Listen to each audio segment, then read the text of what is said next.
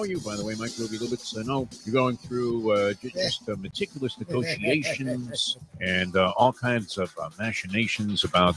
And that's a tough one, right? Buying a home and selling a home.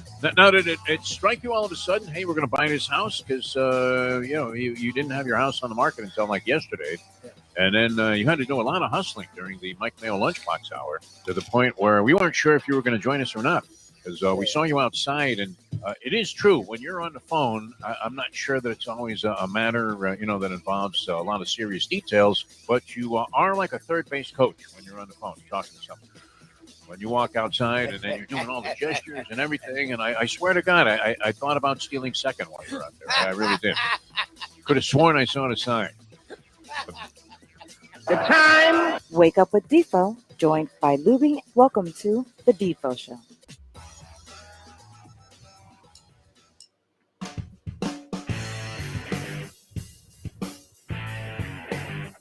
A very pleasant and perhaps soggy good morning, everybody. Good to be with you here on the Defo Show. Jeff DeForest, Mike Lubie. Lubitz, South Florida Live, and we're with you today, as always, until 9 o'clock. We had to juxtapose a couple of things, not because of the storm. This isn't like the NCAA schedule or possibly that Mets-Braves series or even the FSU-Wake Forest game under consideration for possible shift in time or venue. The Wake Forest guys, fetching.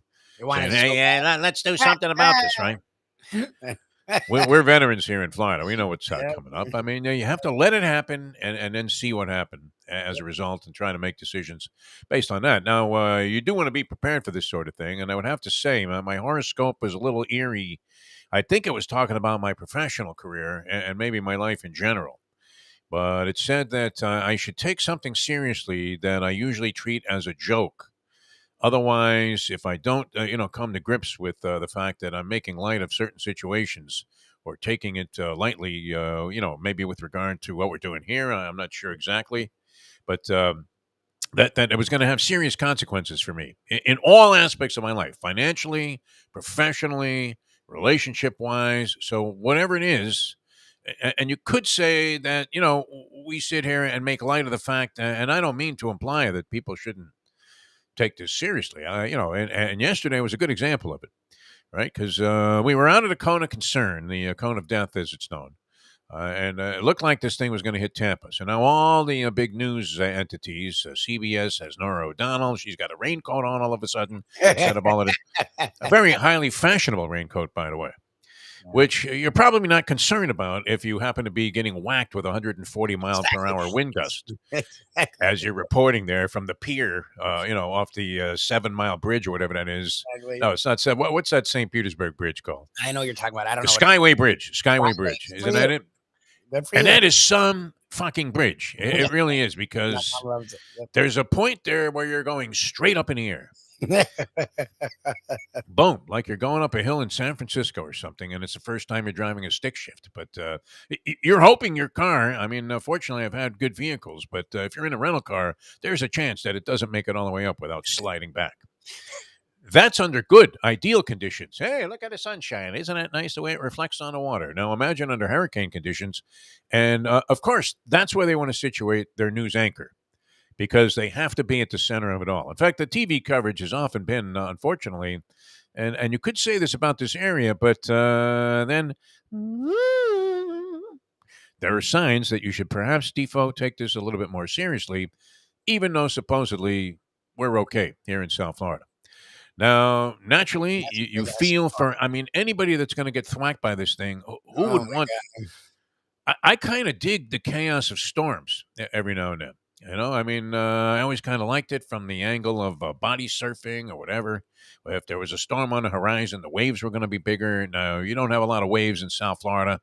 It's kind of funny that all these people are always running around with surfboards attached to the roof of their car, and you're like, when can you go surfing down here? These waves can't even push a jellyfish to shore. Are you kidding me? No one ever gets up on a surfboard down here. It's nuts, except under these conditions. And then you always get the nutbag that throws a surfboard, right over the side of the pier there and tries to work his way back into the shore. Yep. 100%. Getting a little feedback here for some reason, but now it's okay. It cleared itself up. And it could get a little funky here. That's what I was thinking. Even the show might be in jeopardy because I just had like a wild band of rain hovering over the house here and, go through the area. And it's kind of been like that a little bit of this, a little bit of that down here, a little come see, come see. So we do feel for the people that, are going to be most, impacted by this. And that's apparently, I guess, going to be Naples, Fort Myers area. Look like the rain. And, I'm not sure, are they built to handle all of this? I guess they would be. State of Florida is fairly well prepared, except, when you see some, trailer park area in the panhandle and you look, or even, some of the houses there. I mean, they got hit by a Category 5 last year. So I don't mean to make light of any of this, but I tend to take it sort of lightly because a lot of what goes on here, especially when you're no longer in fear that it's going to have a heavy, devastating effect on the area. Now, I've seen a couple of homes they're showing on the news that had a little bit of water in them, flooding. And maybe a lot of the water. I mean, a little bit of water is like when I left the trail, the pool of water I left because I forgot to take a towel to the bathroom for a shower this morning, right? So now you're outside dripping wet on the floor, and the next thing you know, you're sliding all over the place, and it's like, hey, Maurice Richard, take it easy on those skates, will you? All right, but there has been some damage there, and what kind of got my concern a little bit was all these tornadoes, including North Perry Airport is a small airport for like private planes mostly. You see what these little small single engine jobs and prop jobs, and they have the banner planes take off from there. I mean, it's not a major airport, but it is an active airport, and it does seem like there's a lot of activity there. Considering that it's mostly just these small like Cessnas and things like that are flying out, or you don't even see like Lear jets or anything of that type flying out of North Perry Airport. I would imagine that maybe they do come in and out. I've never seen one. It's always like small planes, and it's probably, I don't know, if you checked airports all around the world. I think the most accidents at any airport, most aeronautic mishaps take place in or out of or around North Perry Airport. Might it be the most unsafe airport in all of not even America? I'm talking about like you could go to third world countries and their airports are safer. If you were taking off in a seaplane to deliver cocaine out of Colombia, you're on a more likely flight to succeed and hit its destination than you are like flying from here to Lakeland to go to because you're an executive with Publix or something. I don't know. I actually once, a long, long time ago, when I was a hippy dippy, I came down here on a vacation from college, either Christmas, I guess it was Christmas vacation. It had to be in the wintertime. And somebody told my two buddies and I that, instead of hitchhiking back, because we hitchhiked down here, and then we were going to hitchhike back all the way. Can you imagine? From Florida to Syracuse, hitchhiking, and confident we would make it there, sort of like Columbus in a couple of days. A couple of days. And it's weird, too, because, I mean, not everybody's going where you're going. So a guy will pick you up, on 95, take you a couple of 100 miles maybe. But then, where are you? You're in like Murfreesboro, Tennessee, getting ready to take on Middle Tennessee State. Sorry, Mario. I had to get into some sports here. But, because people get anxious if we don't start talking sports right away. Do you believe that, Lubie? I don't know that that's true. I don't, but there are certain people that will give a shit. Yeah. What about that soccer game last night? I don't know much about it. I wasn't absorbed in a lot of sports, although there were many interesting things going on that we will get to here in the program. Yes. But I mean the local TV. Oh, so the North Perry Airport story. So somebody tells us, hey, why don't you go to this airport, which I didn't know as North Perry Airport at the time. We didn't know where the hell we were. Why don't you go to this airport? He told us where it was. We found our way there, and see if anybody is like just flying alone. Like most of the way to your destination, you're more likely to get back to Syracuse that way than you are by, hitchhiking here and taking a ride from some drunk. In fact, I believe it was like right around New Year's Eve that we were doing this. And we almost had a ride on a plane, and it ended up that, some guy told us, hey, well, if you're still around on Saturday, I'm flying to Delaware. I can get you to Delaware. It's like, okay, I'll go visit Joe Biden, whatever. We didn't even know who Biden was at that time. This is, 1971 probably. So we decide, okay, we don't have we can't wait around till Saturday. Let's hit the road and we'll start hitchhiking our way back to Syracuse. And as we're trying to leave this airport, we ended up all of a sudden all these cop cars pull up around us, and we're thinking, what the hell is this? And it turned out we were walking on one of the runways without knowing it. Oh no. It was dark. I mean, what can I tell you? That was my first experience there. But then later on, I mean, it seemed like every day a plane was going through a roof of one of the local homes there, because I had a friend who lived right by the airport, and I used to go to his house after we played hoops there when I lived in Miramar. And really, every day he was like, "Oh yeah, it's 2 houses away, no problem." Yeah, there's like a wing sticking out of the roof Oh as you my go God. outside. Look at that. But yeah, they had the tornado hit, and all these planes flipped over.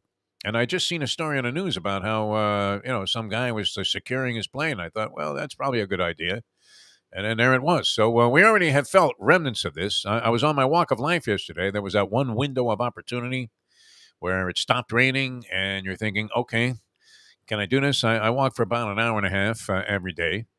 So I thought, I could cut this short. Maybe I'm taking too much of a chance there being out here for more than an hour, because this stuff, as we know, comes in waves.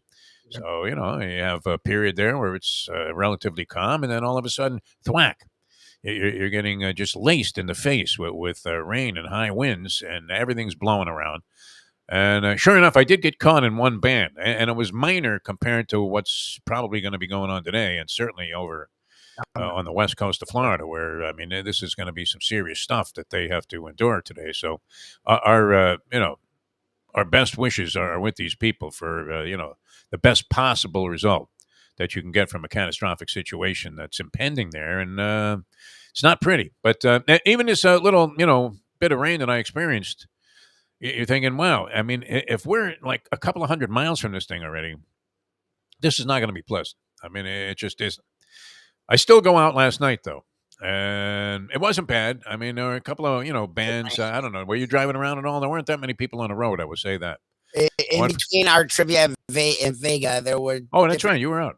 levels of rain that seemed very rough, and then there'd be no rain. Then it would get rough, and then there'd be no rain. So I was like, that's kind of how it was. I drove in between. Like, I got home, and right when I got home, it hit. I was like, oh, that was good timing. Yeah. And I was like, all night. Like, and this I managed to, dodge any serious stuff. Of course, my gas tank was down to empty, and I thought, well, let me do my one hurricane prep for this thing, because I do believe that we're going to be relatively unscathed here, where I live in Broward County. But and they would have made everybody evacuate from the beach anyway. You're out. So if it was really an overwhelming concern. So and the Mustang has this fear of getting robbed at gas stations when we go out at night. If I have to stop and get gas somewhere, she's always, lock the door, right on this thing. Or she wants to go to like one of the bigger gas stations, like a Wawa, because it's bright and lit up. And I like to dodge those places because it's too much hassle at the cash register. And our other fear is using our credit card at the pump. Yep. Right. We've gotten screwed that way. So yeah, that's not good. I've gotten screwed that way, and you know what? It happened to me once, and it wasn't going to happen again, because just as happy to walk inside, give the guy the money, and not worry about seeing some charge for $2,000 worth of electronics at Best Buy that showed up in Evansville, Indiana. Like, wow, how the hell did they do that quickly? That's incredible. No, I didn't buy anything. No, stereos, they're obsolete. God. Why would I put one of those in there? So, and the first gas station, of course, the well-lit one was out of gas. They had the plastic bag on every pump. So I ended up going down the street there, and we didn't incur any problems. Although I was, is it false advertising? Where's Pam Bondi? She's no longer in charge of this fraud stuff, huh? It's against the law, by the way. They're not allowed to do it, but no one ever calls them on it. It's a little garbage. I mean, it says $3.39, and it's clearly stated. Not bad. I could have found probably a cheaper price somewhere, but wasn't going to argue about it, because I was very happy to just roll up to the pump there and not have to wait or go through any, commotion here to get gasoline. And I'd just been at a gas station that should be, you'd figure they'd be well stocked at one of these Wawas and or Racetrack Gas or one of the big ones, and they're out. All pumps are out because people went crazy it may be stirred by the media coverage, which even this morning, I don't know that we're getting the facts. Are we, Lubie? Because a reporter and their camera crew will find like one palm frond on the road. I don't even know if they find a palm frond. I think they have one in the news truck, and they just throw it out there and go, okay, stand over there by that downed palm frond, which Yes. is, extremely common here. I mean, even on the nicest of days, you can find palm fronds on the road. Yes. Yesterday, they had this reporter named Joan Murray. She's been around for a long time here on CBS, and they found like a puddle and put her in front of it at the Fort Lauderdale beach. So she's standing like, calf deep in a puddle, but nobody else was having a problem. It wasn't a big deal. So I don't know. Is it overkill?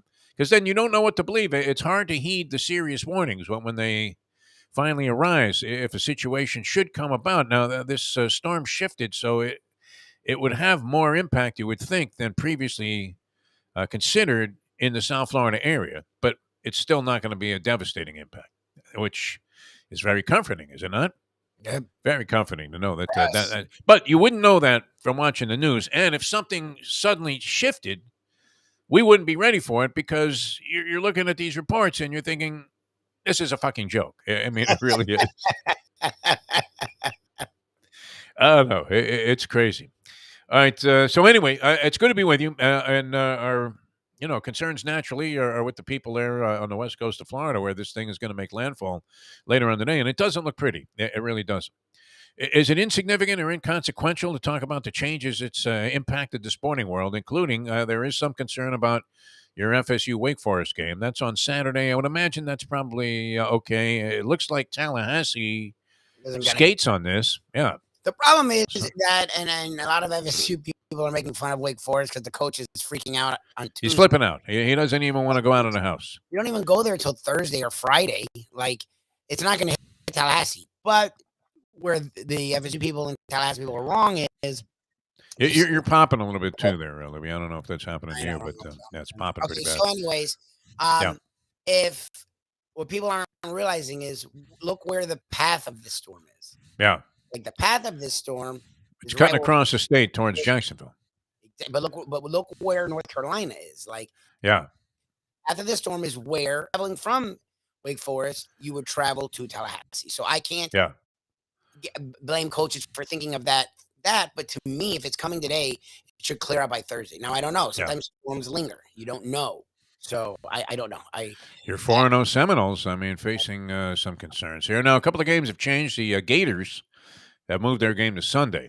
The Gators are... Okay, that's interesting. Yeah, and so did the University of Central Florida, which also Orlando appears to be, pretty much in the path of something. Yeah. Some kind of schmutz is going to go through there. So UCF was going to play SMU, is that right? UCF, SMU, and that's moved to Sunday. Florida found a patsy, Eastern Washington, not Washington State, but Eastern Washington. And that game's also been moved. The USF game, University of South Florida, which they're having a lousy year, aren't they? They're no good this year, University of South Florida. They almost beat UF, but yes, then they got throttled last week by Louisville. They played the pesky Pirates of East Carolina. Remember the Pirates of East Carolina? The first time I really, had any kind of belief that they were anything but a schmink team was when they nearly, what was this? This was the... 83 campaign, wasn't it, for the Hurricanes with Howard Schnellenberger? Yeah, that was the year that they won the national championship. And the pesky Pirates had the Miami Hurricanes at the Orange Bowl by the jugular, Lubie. I think that final might have been something along the lines of 14-12. You fans might remember this better than I do, but I do remember standing on the sidelines at the end of that game as we used to go down from the press box. We were covering the team. I was supposed to go in the locker room, get some sound bites. And so I'm down on the field right by Howard and Beverly. And you could hear Howard saying, I don't know if we're going to beat these guys. No, he was very confident, but it came down to like a last-minute play. And had they lost that game, it would have derailed their national championship right there. Mm-hmm. And that's the first time anybody, that I was aware that, anyway, that the Pirates of East Carolina might be a concern for these teams that frequently were booking and, always thought that they could just put this team on their schedule as a patsy and guarantee themselves a win. They were that era. They were the Appalachian State of that era. And then they've had their seasons occasionally where they've actually been a little bit of a factor, more so than just to pull off a spectacular upset here and there. But anyway, that game is going to be played at FAU in Boca. Okay. They moved that game from South Florida, from the Tampa area to Boca. So that's that. Some concern about the Mets and the Atlanta Braves because this thing, this storm Ian is going to weave its way. And the Mets and Braves are in a dead heat now. Baseball is sensational. Got a lot of clinchers. Yeah, and the Marlins game last night is worthy of recognition. Now, I happened to see the sequence, and the story goes like this. There's a pitcher on the mound named Richard Blair. The Marlins are up 6-3 over the Mets. Jeff McNeil leads off the inning against Blair with a single, and then Blair's on the mound. Now, this is not some rookie who doesn't understand the rules and hasn't been on a big league mound before. This guy's a 7-year veteran with over 300 appearances in the major leagues. You'll recall that season when, for some bizarre reason, there's always some rule that Major League Baseball wants to overemphasize in any given year. That was pretty commonplace in the Bud Selig era, and in addition to just looking completely the other way and obliterating all the meaningful numbers in baseball history, Mr. Hall of Famer, Bud Selig also seemed to have some kind of obsession with, whoever was advising him, with enforcing one rule overly so every year. Yes. They do this in the NFL also. Okay, this year we're going to call holding on every play. Yep. All right, good. Why don't you ruin the game? That's fantastic. Because it is true when they give you those field angle shots sometimes on the replays, and they're showing like one penalty that was taking place, or attempting to show you what the call was. You can see in 3 other spots penalties taking place. Yes. Right? Always. Like you're like, okay, that guy's holding over there. This guy over here has, a rear naked chokehold on the wide receiver, even though he's on the other side of the field. And it seems like every year the NFL has an agenda, at least in the beginning of the season, until it becomes overwhelmingly obnoxious, to enforce a certain rule. And baseball was doing that for a while. And then that one year they went into the whole overemphasis of the balk rule. They have a game that's teetering on the balance of becoming irrelevant, and you're doing stuff like that, and it was horrible. Remember, they were calling balks on virtually every pitch, and nobody knew what a balk was anyway. And that's what a balk is. Okay, so you fake a throw to first, and then come back and throw it to the plate. All right, that's a balk. But I would have to say I watched this sequence where and the story goes like this. It was 6-3. Mm-hmm. McNeil singles, and then they call 3 balks in the same inning on Richard Blair. I don't know if they were successive pitches. I don't think they were, but they balked him over to second, they balked him to third, and they balked him home. They balked a run. Yeah. It was like you're in an Oscar De La Hoya fight when the fans would get angry that Oscar wasn't providing enough action against some stiff, and you would hear them go, as if to imply the chicken De La Hoya. Yeah, chicken, yeah. You might hear that at the Olympic Auditorium every now and then if you were going there for the Thursday night fights. They were fantastic. But the fans, you couldn't fool these fans. They were real diehards. But that was what the home plate umpire was saying. Now, I didn't see any significance to the moves that this guy was making that would, trigger the need to call 3 balks on him in the same inning. It's not unprecedented, by the way, Lubie, but it wasn't in that season that I'm talking about because I forget what year that was, but it wasn't 1988. That's too far back, where Jim Gott of the Pirates was called for a balk 3 times in the same inning. Jim Gott of the Pirates. So it's a rarity. You don't usually see a balk called at all, right? I mean, if there's one balk called in a game that you attend, you're thinking, wow, I saw something amazing. I saw a balk call. Incredible. And these were for supposedly not coming to a complete stop from the set position after going into, whatever half-hearted windup you do when you're in the set position, right? You raise your arms in the air, you come down. You're supposed to come to a complete stop. Now, he was coming to a stop, but it was up higher, which a lot of pitchers do, and I've never seen, this balk rule invoked on those circumstances, especially 3 times in the same inning. That's a little ridiculous, isn't it? That's my problem with the balk is you'll see them call it on things that the guy did for 3 straight innings. Yeah. It's like, now you're calling it? So what's different? Right. I mean, it's insane. And it didn't – I'm watching these pitches, as they had it on SportsCenter last night, and I didn't see any reason to call a balk. I really didn't. I've never seen the balk rule so abused as it was against this guy Richard Blair last night. And so Blair, if you argue a balk call, you're automatically ejected. They had kind of let him go the first couple of times, but then finally, they said, "Okay, you're out of here." And then Mattingly came out and he got ejected. So and you would think maybe just after this ejection, just packs his shit and goes. Period. Says that's it. But the Mets ended up losing that game, 6-4. That was the final margin, and that was significant because they're now in a dead heat, an absolute dead heat with the Atlanta Braves for the National League Eastern Division, which remains the only division to be decided. Is it not? St. Louis clinched with Pujols. Did he go off the juice now? Because he might not hit another home run after he got how many home runs did he hit in a short period of time? He had to hit 20 home runs in the span of 6 weeks. From whatever the span was, it was Aaron Judge and him. Yeah. And now Judge has gone ice cold in terms of home runs, but I'm hoping he hangs on. Aaron Judge actually has a chance, an outside chance. I don't know if this is going to happen, but an outside chance, not just to win the Triple Crown in the American League, which he's still in a position to do. Well out in front in home runs. That's impossible to catch, even if he doesn't hit another one. And he's 9 up, I believe, in the RBI category on Ramirez. So that could fall, but because there are about 7 or 8 games left, I think, in the regular season. So I'm thinking he hangs on in RBIs. Correct, Lubie? What do you? What's your guess there? Yeah, I mean, you would have to lay considerable odds to think that Judge was not going to hang on to the RBI lead, even though they're not pitching to him. He walked 4 times in the game last night. They're doing the bonds in 5 at bats. He drilled a shot down the third base line that turned into an out. And I think the third baseman might have speared it right over the bag. I mean, the guy was hugging the line like it was Brooks Robinson against Johnny Bench. And then he ended up walking 4 more times. I mean, that's kind of insane, isn't it? I understand you're playing strategies and whatever, but, to walk a guy 4 times out of 5. Bonds used to get that treatment also, though. So when you look at his record, if he got a bat on the ball, it was out of the park. It was actually hitting it at the rate he was hitting it was he only saw they were counting how many strikes he would see per at bat. I think it's a more phenomenal feat to win the Triple Crown, especially with the gaudy power stats that he has, than it would be to break or tie Roger Maris's 61 American League record for home runs. What do you think about that proposition, Lubie, for your sports talk topical because material? nowadays no one hits for average, let alone if you're a power hitter.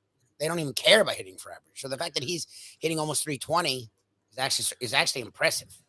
It's amazing. Yeah. He's hitting 314. He's 1 point ahead of that guy, Alvarez, or whatever his name is, the guy from the Minnesota Twins. And so, he's got a shot there, but he also would have a shot. 319 leads the majors. Freddie Freeman leads the majors. And there are 2 guys in the National League ahead of Judge in batting average, but he would have an outside chance to lead the majors in all 3 categories. That'd be crazy. The majors. That's crazy. That's crazy. That's significant. I wonder if that's been done. I would imagine some of those Triple Crown winners in the past also would have led the majors in all 3 categories, but I'm not sure. Is that unprecedented, Lubie? We would have to look that one up. 13. Call the Elias Sports Bureau and see if that's happened before. But amazing. And I think that's more interesting to me than even the Roger Maris record. I don't know. Am I stupid, to think that? Well, because you're where I am, where it's like it's not the record. As much as we can't stand that Sosa and McGuire and Bonds did it, they did hit. One guy, even when Cabrera did it, he didn't have. I don't think he led the majors in all 3. I don't even know that. That's a great question because Yaz before that, again, I don't think he led the majors. No, Yaz had a 301 batting average. In the entire majors, in average RBI and home run is crazy. Nuts. That's nuts. Yeah, especially, under the circumstances where he told Cashman to stick it up his ass. And why don't you go, and visit, Lisa Meanwell again at some soccer game before you offer me dreck like this. And wow, you talk about justifying, and people are making this argument about whether Ohtani should be the MVP over Aaron Judge.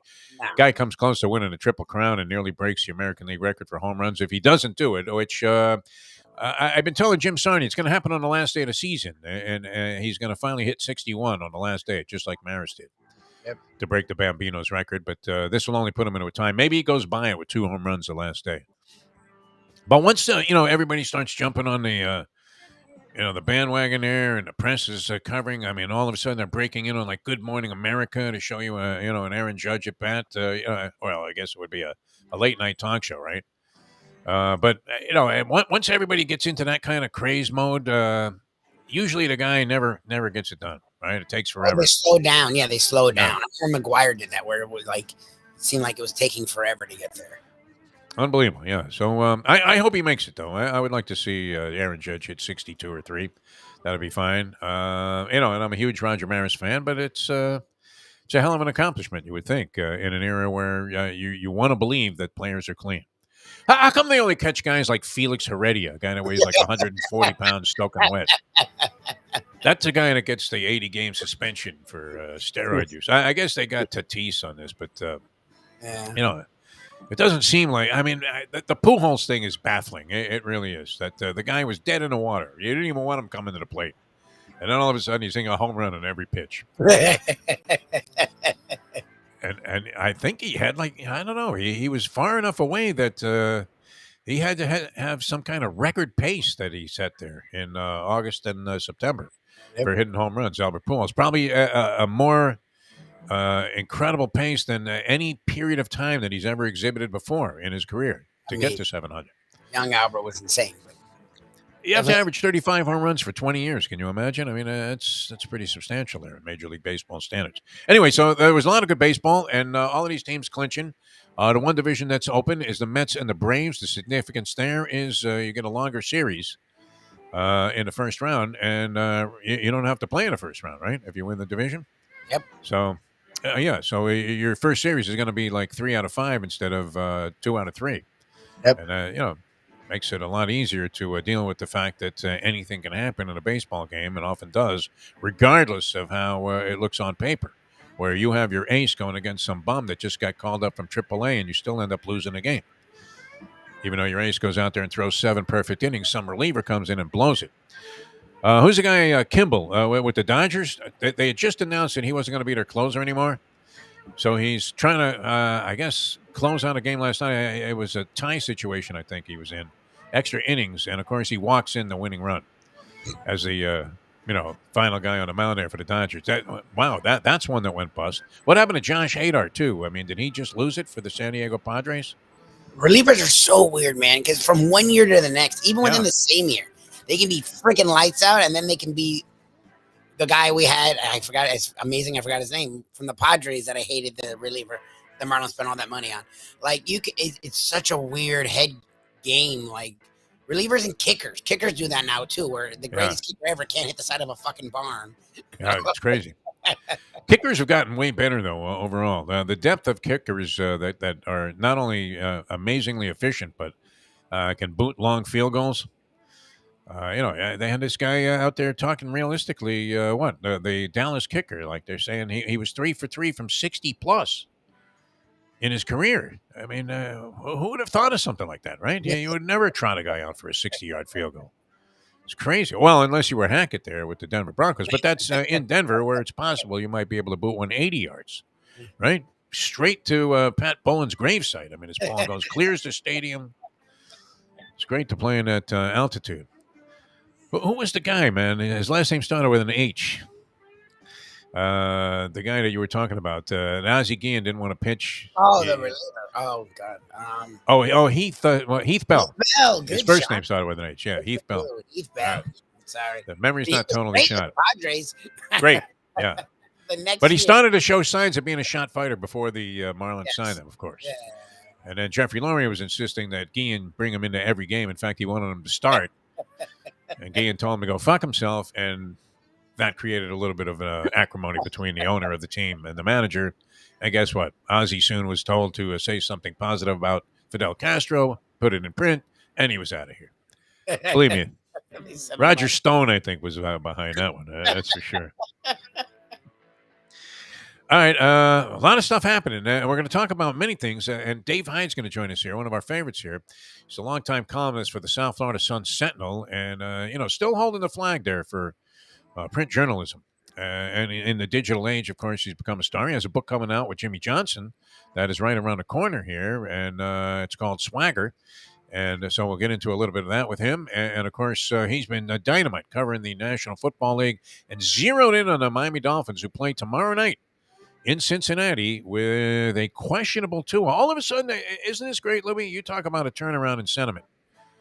People would have been rooting for Tua to sit this game out just a year ago. They would have been praying that Teddy Bridgewater ended up being the starter. Please, don't be healthy, Tua. And now, this is the big cause of concern. Is it not? That Tua's back may be a little bit dicey. We don't know what's going on in his head.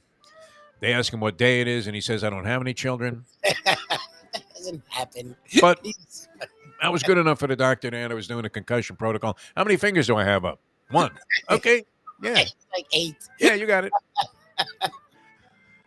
Guy needs a standing 8 count just to get back to the huddle, and nothing happening there. I don't know. That was a little mysterious. Don't put it past the Dolphins organization. We've been pointing fingers at the Patriots forever down here. You cheats, you bastards, you liars, you scumbags. Belichick. And now we're guilty of everything. Everything. But it was all lies. They said Don Corleone did this or Michael Corleone did that. And I said, yeah, sure. Straight potentially. All right. This weather's making people mashugana here in Florida, man. If you're watching from somewhere else, it's like the old thing with the hurricanes. It's a Canes thing you wouldn't understand, which was a slogan I despised. I didn't really want to be associated with that because I was a very proud supporter of the Hurricanes during all of those years, even though I was supposed to be sitting on the sidelines in an unbiased fashion. And I try to be honest about what was going on. But let's face it, if you're around a program all the time and you get to know all the people, you're going to become somewhat of a fan. I mean, it's almost impossible, by human nature not to be, even if you can still see things objectively. Correct? Yeah. We were rooting for Joe Philbin. We just knew he was incompetent. Nice guy.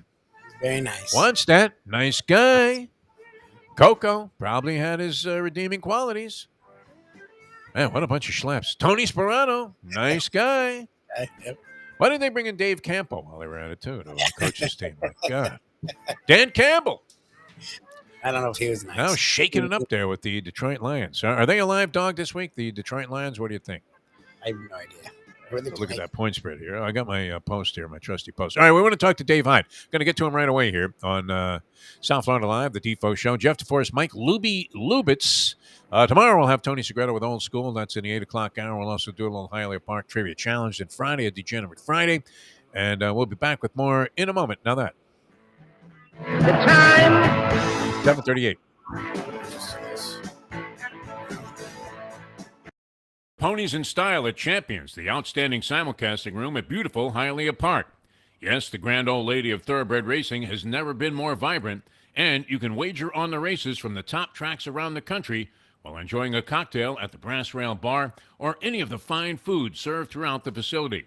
If poker is your game, you're covered in Style, and you can play all your favorite Vegas-style games, including blackjack, craps, and roulette, in Hialeah Park's sizzling hot casino.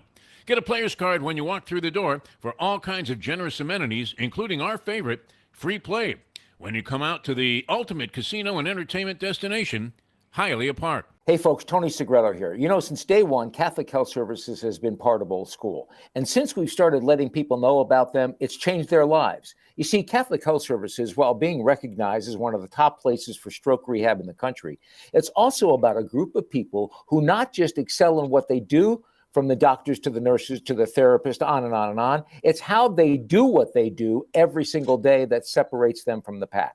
They do it with a passion, unmatched, and the inclusion of family in every step of the process. Trust me when I tell you this. If you want the best, unmatched rehab with a special group of skilled, caring people, there is truly only one place, and that one place is Catholic Health Services. These days, we're all looking for comfort anywhere we can find it. Thank goodness for Landlubbers Raw Bar and Grill in the Plantation location, because they are making sure you are as comfortable as possible. First of all, they're not only open for delivery and pickup. All you have to do is go to landlubbersbarandgrill.com for both pickup and free delivery. Their hours have changed a little bit. Monday through Thursday from 3:30 to 10, and Friday, Saturday, and Sunday from 11:30 to 10. You're going to have the best wings in the world.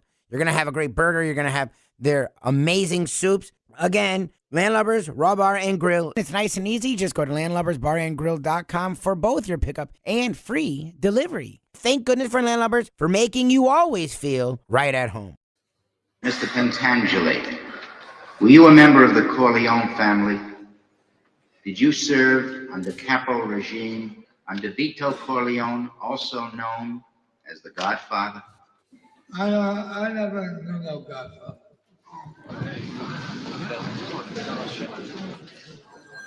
Mr. Pentangeli, you are contradicting a sworn statement you previously made to me and signed.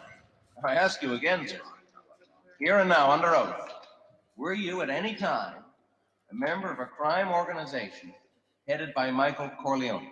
I don't know nothing about that. Oh, I was in the olive oil business with his father, but that was a long time ago, that's all. We have a sworn affidavit. We have it. Your sworn affidavit that you murdered on the orders of Michael Corleone. Do you deny this confession? Look, the FBI guys, they promised me a deal. So I made up a lot of stuff about Michael Corleone, because that's what they wanted. But it was all lies. Everything. And I kept saying, Michael Corleone did this, and Michael Corleone did that. So I said, yeah, sure.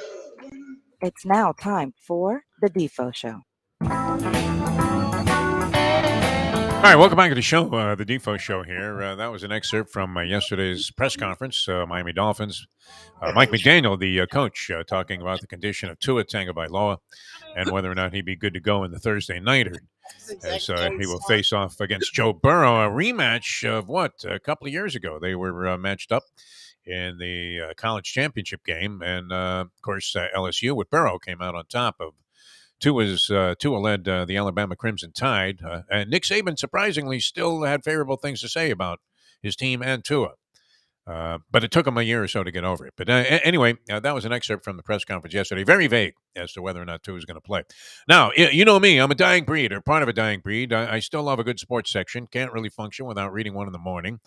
And you know what function I'm talking about. And sure enough, this guy would make any sports section great. Whether it's a diminished art or not, to put together a great sports section in every city. Still doing it with the South Florida Sun-Sentinel. Any part, of a newspaper that contains the work of the great Dave Hyde is going to be elevated quite a bit. So we welcome him to the show here, and he's been doing great stuff. David, how are you, my friend? I'm doing well. Defo, whatever function you want to do reading the paper, you do that. Just read the paper. As long as you read it, it goes down.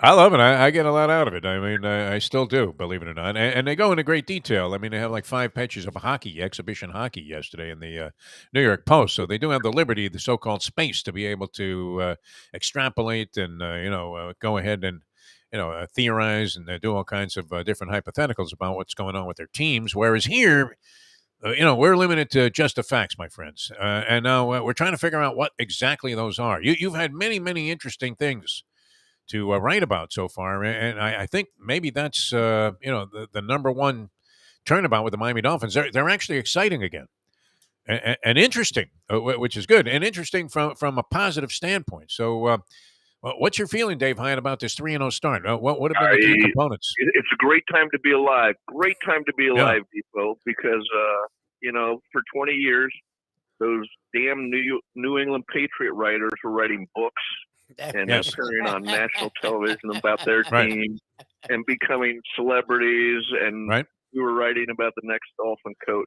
So any sports writer who says they wouldn't rather cover a winner than a loser really doesn't understand the business. So the fact that Dolphins are 3-0 and an exciting 3-0, they not only played in dramatic games, these last 2 especially, but they beat good teams. So it's a fun start to the year in a way that I can't say it's been for Dolphin seasons for 2 decades now.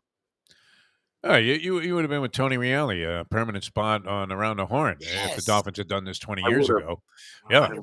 making all kinds of capital and Can you not imagine having. Bill Plaschke? I would have Bill Plaschke's place. Yeah, You know, better looking than Plaschke. well, he has Los Angeles Times under it, and I have South Florida Sun Sentinel.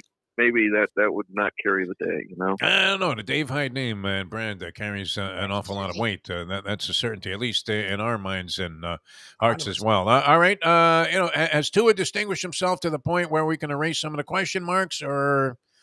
I mean, it still seems like there are a few things that he would have to establish that he could do on a consistent or more permanent basis. To make you a believer. I don't know how deep of a believer are you right now in Tua Tagovailoa? I hate the litmus test. Every throw to is a litmus test. It seems like, but Yeah. look, he's made great progress this year. Great progress, and you put him. Now we see, okay, you put him in a good offensive system with some great receivers to throw to, and some of the questions have gone away. And I was one of those guys on the fence. I need to see some. I wasn't a believer. I wasn't a disbeliever. I said I need to see something. And he was electric in that Baltimore game for the first time since his rookie year against Arizona. When you first saw him, and you thought, oh, they got a good quarterback. And then for the next year and a half, it was sort of, well, he's not making mistakes, and once in a while he'd have a nice throw, or he wouldn't have a nice. And you're just kind of, I was just waiting, and then so for the first time in the end of that Baltimore game, you saw a dramatic player. At least I did, from my eyes. And then he had another good game against Buffalo, and Ryan Fitzpatrick said it best yesterday. He's on a conference call with reporters for Amazon. He's doing working the game. Thursday night, and he said the next step's consistency, and that's the hardest step. It's the one I couldn't get to. He said I'd be up and I'd be down, but consistency is the separator between good and great in any sport. You knew Michael Jordan would go out and could score 30 points, and he definitely scored 20 points every night out, and so.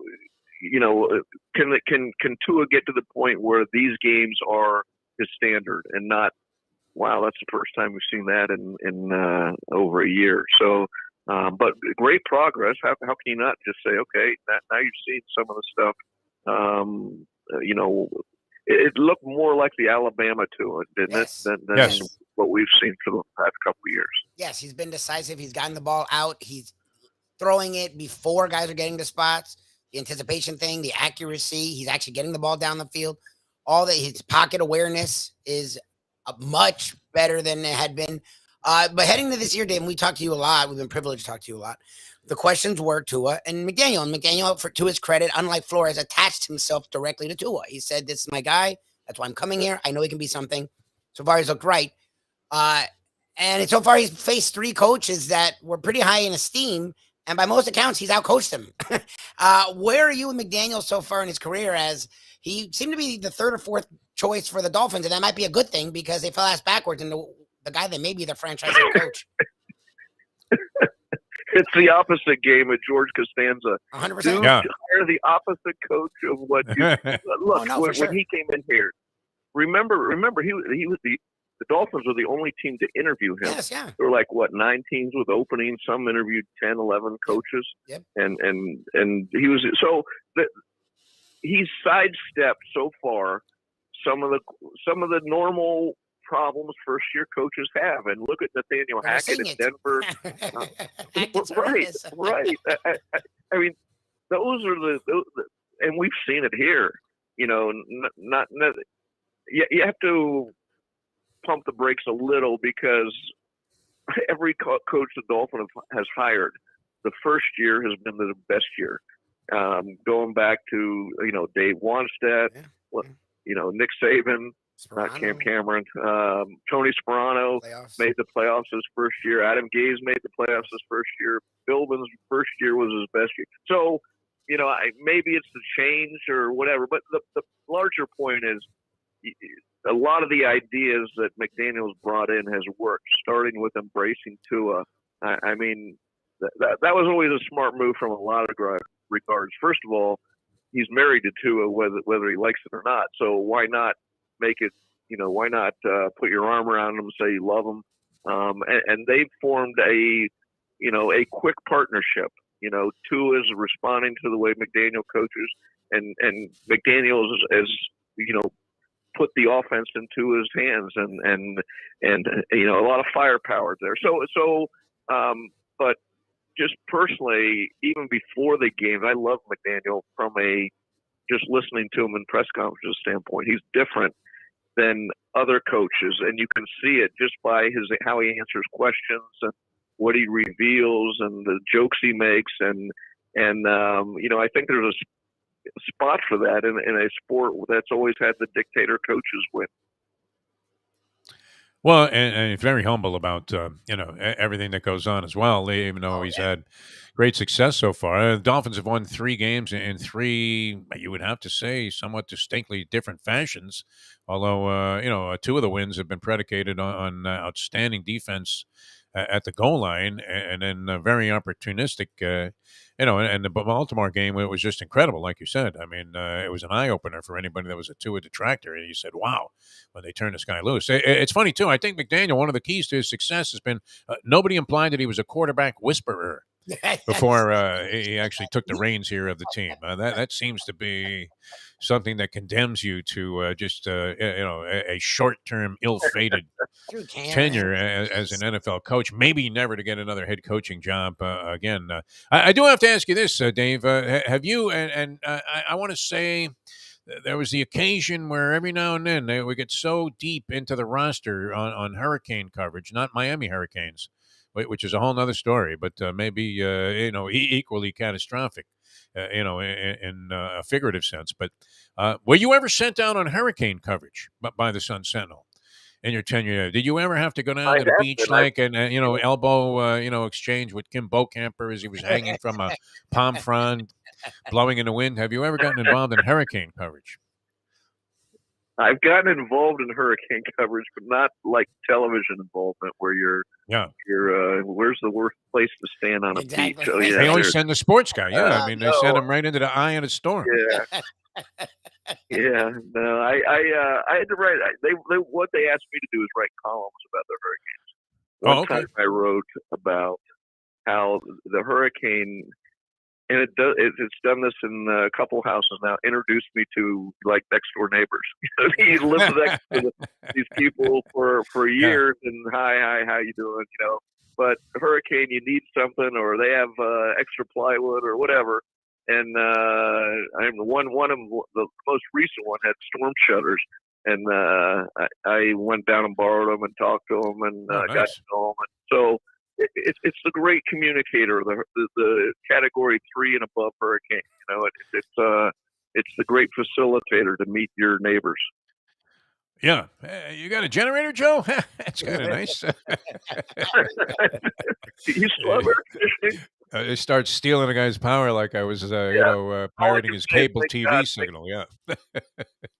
Thank God that one, that thing is a monster. 155. Oh no, it looks ugly. Yeah, wow. I mean, and I saw these tornadoes. I mean, planes flipping there at North Perry Airport. It's not uncommon to have planes upside down at North Perry Airport, but not under those circumstances. Usually just, when one of those banner planes is landing, at that place. So they have that kind of treachery. But no, it definitely is worth, you can't help but feel for the people that are going to be impacted by this and do nothing but cross your fingers and hope for the best. Yeah, they used to send me every now and then out to the beach, and you'd be covered with jellyfish. There'd be one on your face like you were Diana Nyad.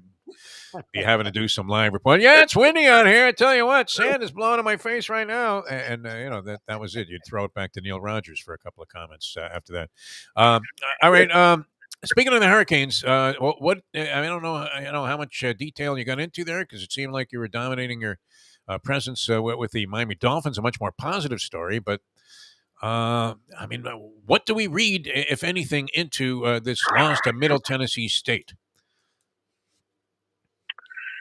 Yeah, I didn't even go to it because the Dolphins were. Nobody else did either. You're not alone. Yeah. Well, no. The entire population was boycotting the game. Yeah, I thought Middle Tennessee wouldn't be measuring stick for where the Hurricane program is, and so I mean that's what you take away from it is Middle Tennessee sort of served as a wake up call of the honeymoon's over for Mario Cristobal. I mean, already, wow. Look, no one's pretending that or at least I'm not, that this signals the program's going down or this era is going down. But it certainly was a wake up call of A, the roster that he inherited maybe, and B, what the heck is going on with Tyler Van Dyke? I mean, is it coaching? Because here you took a number one, a guy mentioned as a number one draft pick, and I mean a first Heisman round Trophy, and Kennedy, and yeah, now he's benched, and there's a should he start the next game? Is it him? Is it coaching? It's just is the system whatever. I mean, a guy who under Rhett Lashley was great, and maybe that's the guy they really missed from last year. But there's so many questions that if and the real problem, they didn't just lose to Middle Tennessee; they got run off the field. They got worked. I mean, that was the shocker. And so, do they, like me, not even think Middle Tennessee would be would be a game? We'll find out coming up what that game means. Okay, either it means that they're lost as a program right now, and Cristobal's going to have to recruit his way out of it, or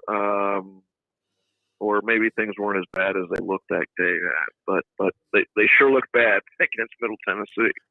That used to be our guy, that number 3, streaking down the field. Yeah, for the 99. It was always a Hurricane guy. Yeah. It was like wide open, on one bomb, and then subsequently later in the game, boom, another one. This one, Horace Copeland-esque at 99 yards. I can hear Sonny Hurst screaming from the grave. 99 yards! Just incredible that they were able to answer back. And from as the Kenny Canes were Dorsey, closing in. too. And now look at their week. Kenny Dorsey was the one throwing the ball, and now look at their weekends, Defo. They're throwing a fit. Hurricanes are losing one day, and Kenny Dorsey is losing his mind the next day. Was that not the most surprising meltdown, though, that you've seen? I mean, you were covering the Canes when Kenny Dorsey was a quarterback. He was a mild-mannered reporter for a great metropolitan newspaper. I mean, the kid was pretty mellow, was he not? I loved it. That seeing the real emotion coming out like that. But yeah, you could never get him off monotone as he's the intellectual quarterback. Yeah. I mean, look, he's a great guy, smart guy, but he just it told you what the Dolphins have done to people this season. There it is. There's the classic emotion, volcanic outpouring of emotion after a game. He slammed everything in front of him. It was amazing. Thank God there was no food up there. I mean, it would have looked like a scene out of Animal House in the press box. I've seen hot dogs get thrown around in there, and I did work with a very volatile Sonny Hurst who had action on every game. And something would go wrong for the Hurricanes. I believe there's still a hole in the orange box press, in the now would be Marlin Stadium press box wall that might have like a plaque around it dedicated to Sonny Hurst when I think it might have been that game we referenced before against East Carolina when the Pirates looked like they were going to take the lead in the game, and Sonny had money on the Finns laying a lot of points. All right, one more thing, Dave Hyde. I always appreciate you coming on the show here on the sporting front. I don't know if you attended this. I'm not sure, what your approach is about Heat Media Day, but one thing I've noticed is that as you look at the coverage of other teams, I mean, you have this whole mysterious Udoka thing in Boston and a new guy taking over as coach. We don't know if Kevin Durant is going to kiss Steve Nash or take his head off with a right hand. The Knicks believe that maybe they found a solution, even though they know that that's not the case. Ayton doesn't want to speak to Monty Williams. So we've had all these different controversies emerging from what would normally be a very tepid press situation. Celtics don't have a coach? Media Day, yeah, I mentioned that. And then the only issue with the Heat is where did Jimmy Butler get the hair? Is that good or bad? Yeah, that's what happens when you bring virtually the whole team back. Yeah. And so, I like to have a little change on the team just for, energy and health's sake. Yet they were one shot away from going to the finals. So it's hard to say, wow, this is bad. But just for energy, I would prefer to have somebody in the mix a little different. But to me, the takeaway from Heat Media Day was Kyle Lowry saying he didn't really pay attention to Pat Riley as far as conditioning and all that stuff, which was interesting, an interesting take. Yes. You got the veteran, who has 2 more years on his contract, saying, whatever, I've made my career fine. I don't need to listen to anybody. So we'll see how this plays out. Thus spoke Zarathustra. That leads to a lot of DNP CDs, does it not? Saying something in defiance of a Pat Riley credo? Yeah. Yeah, they need Kyle Lowry to be back as Kyle Lowry, as he was, for the first half or for a good stretch of last season when they were playing well. They could have used him in certain spots in the end. Hey, I got to push 2 books. One is Jimmy Johnson's Swagger. 2 books? Wait a minute. Out in November. Coming up. I know. And listen, the other one, 50th anniversary edition. Oh, it's back. Yeah. Of a book I wrote 20 years ago, Still Perfect, about the Miami Dolphins, forward by Don Shula. And that's out on Amazon. So it's hey, I got my own little machinery, but Jimmy was on with Peyton Manning the other night. Hilarious. I'm really looking forward to that book coming out. Well, he's a great storyteller, and he remembers all kinds of intimate details about things that went on. In fact, he probably could get to the bottom of that Udoka thing, which, what was it, the owner's wife? Have you speculated at all about that in any columns, or have you heard anything? Because usually the press is very good at coming up with these details. Yeah. Yeah, I haven't talked to anybody in Boston about it. I'm curious what the poll question, what the answer is, what the people think up there. But I haven't talked to anybody yet. So it had to be somebody very high up, though. Yeah. Very high up there in the hierarchy, whose wife he was banging, because, to get that kind of, they might have just kind of kept it very quiet, but, it seemed, an overwhelming concern for the Boston Celtics that there was a relationship going on with somebody on the staff. So I don't know. I'm going to leave it at that. It's not really my business. It is kind of interesting, and here we are with the Miami Heat. I guess it's a good thing that things remain status quo, and the only issue is... I got to run. Go ahead. I forgot I got to eat them. So good talking to you. Pleasure. We appreciate it. Pleasure. Dave Hyde, ladies and gentlemen. A lot of good stuff out of Dave Hyde here today, huh? I was letting you go. I was like, if he's sticking around, we'll take it. No, I was ready to, end the interview there because I figured he probably had something to do. I didn't realize it was already like 8 o'clock, man. We were just having a good time talking to the guy. And, all good stuff. All right, a very interesting time on many different fronts. And we'll come back. We'll discuss and touch on it all in the next hour of the program. I do want to tell you about Hialeah Park and what great things are going on there, because I can't believe how quickly these weeks go by. My new thing now is I've been going to this Tipperary pub on Tuesday nights to catch the various musical guests that sit in with this, very, very, very, stable and productive band that they have as the core, the West Side Blues Band. Really 3 good supporting guys are there every week. And then they bring in various guests. It was my man J.P. Soares last night. Oh, nice. Yeah. He was absolutely brilliant. And I was thinking, now that's a great evening's entertainment. But, wow. If you're talking about just consistency, which Dave Hyde was mentioning, that's what you have to see from Tua.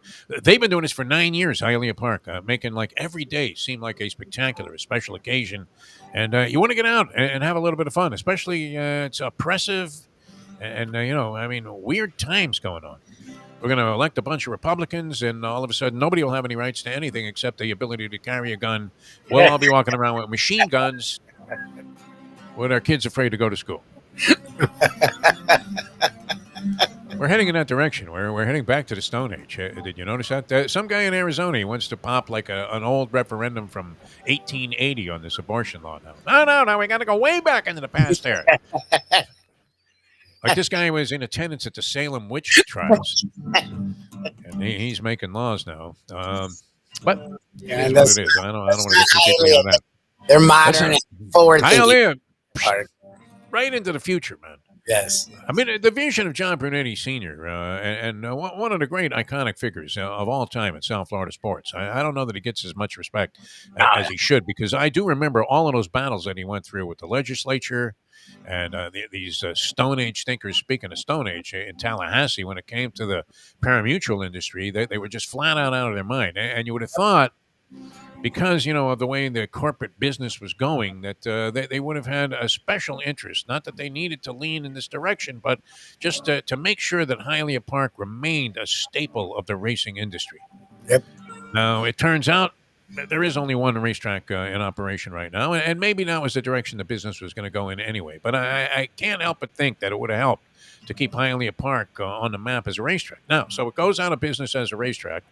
And you're thinking, what are they going to do with this place? Turn it into apartments? Is it going to be an historical preserve? What's going on? And John Brunetti Sr. stayed committed to the whole idea that this was going to prosper once again, that it was going to be a destination of choice for people. And everybody thought the man was out of his mind when he said he was going to build a casino there. And here we are 9 years later, and it's thriving.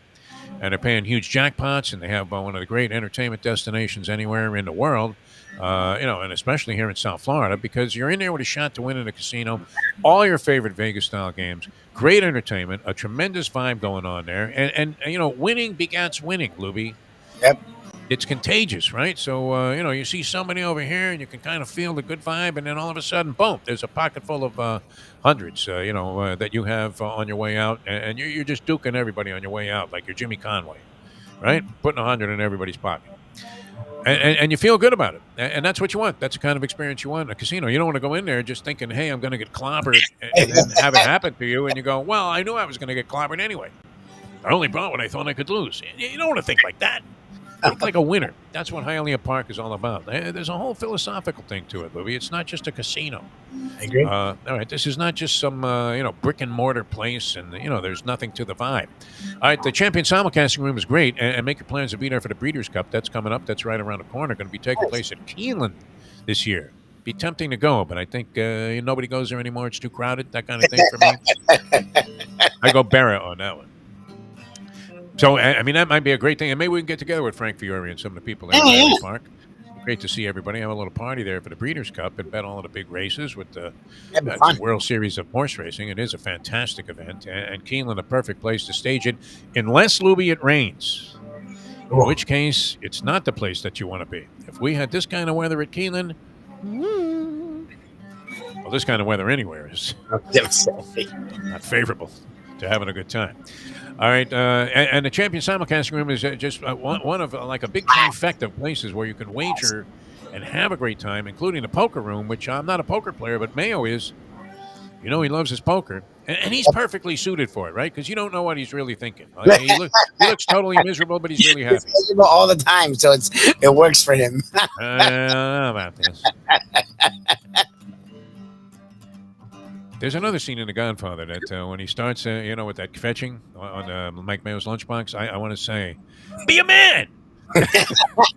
Right? Remember when the singer, the Frank Sinatra type, comes in there to talk to Marlon Brando?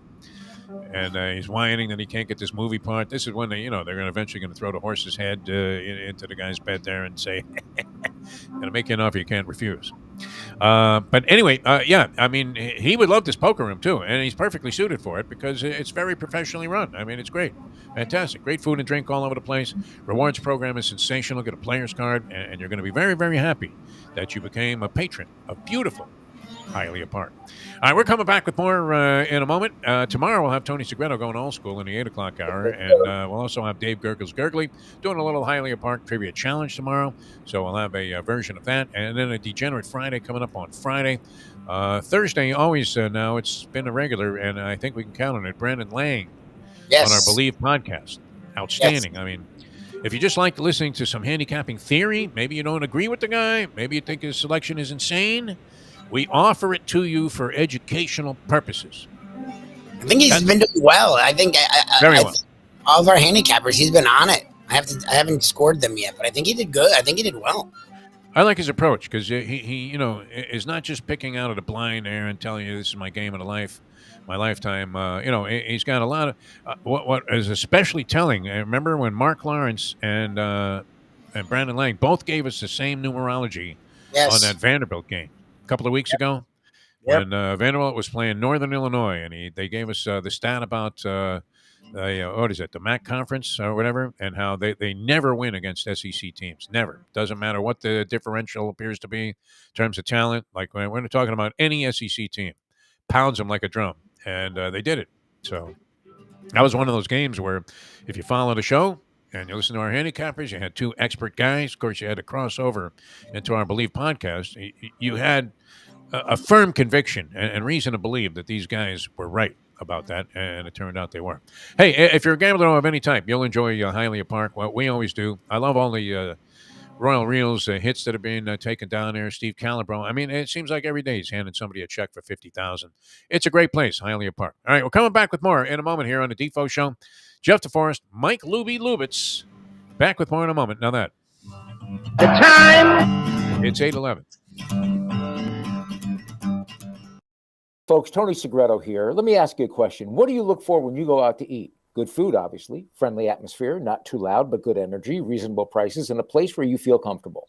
All those ingredients, no pun meant there, are hard to find unless you're talking about the Texas Roadhouse. You see, they encompass all of those attributes. Really, really good food, amazing atmosphere, good for a family, good for a date, or just a night out for yourself, and prices that will make you extremely happy. Their ribs, unmatched. Steaks, hand-cut every day. Everything, and I mean everything, is made on site, including their incredible bread. It's the one day, folks, that you can forget about low-carb diets.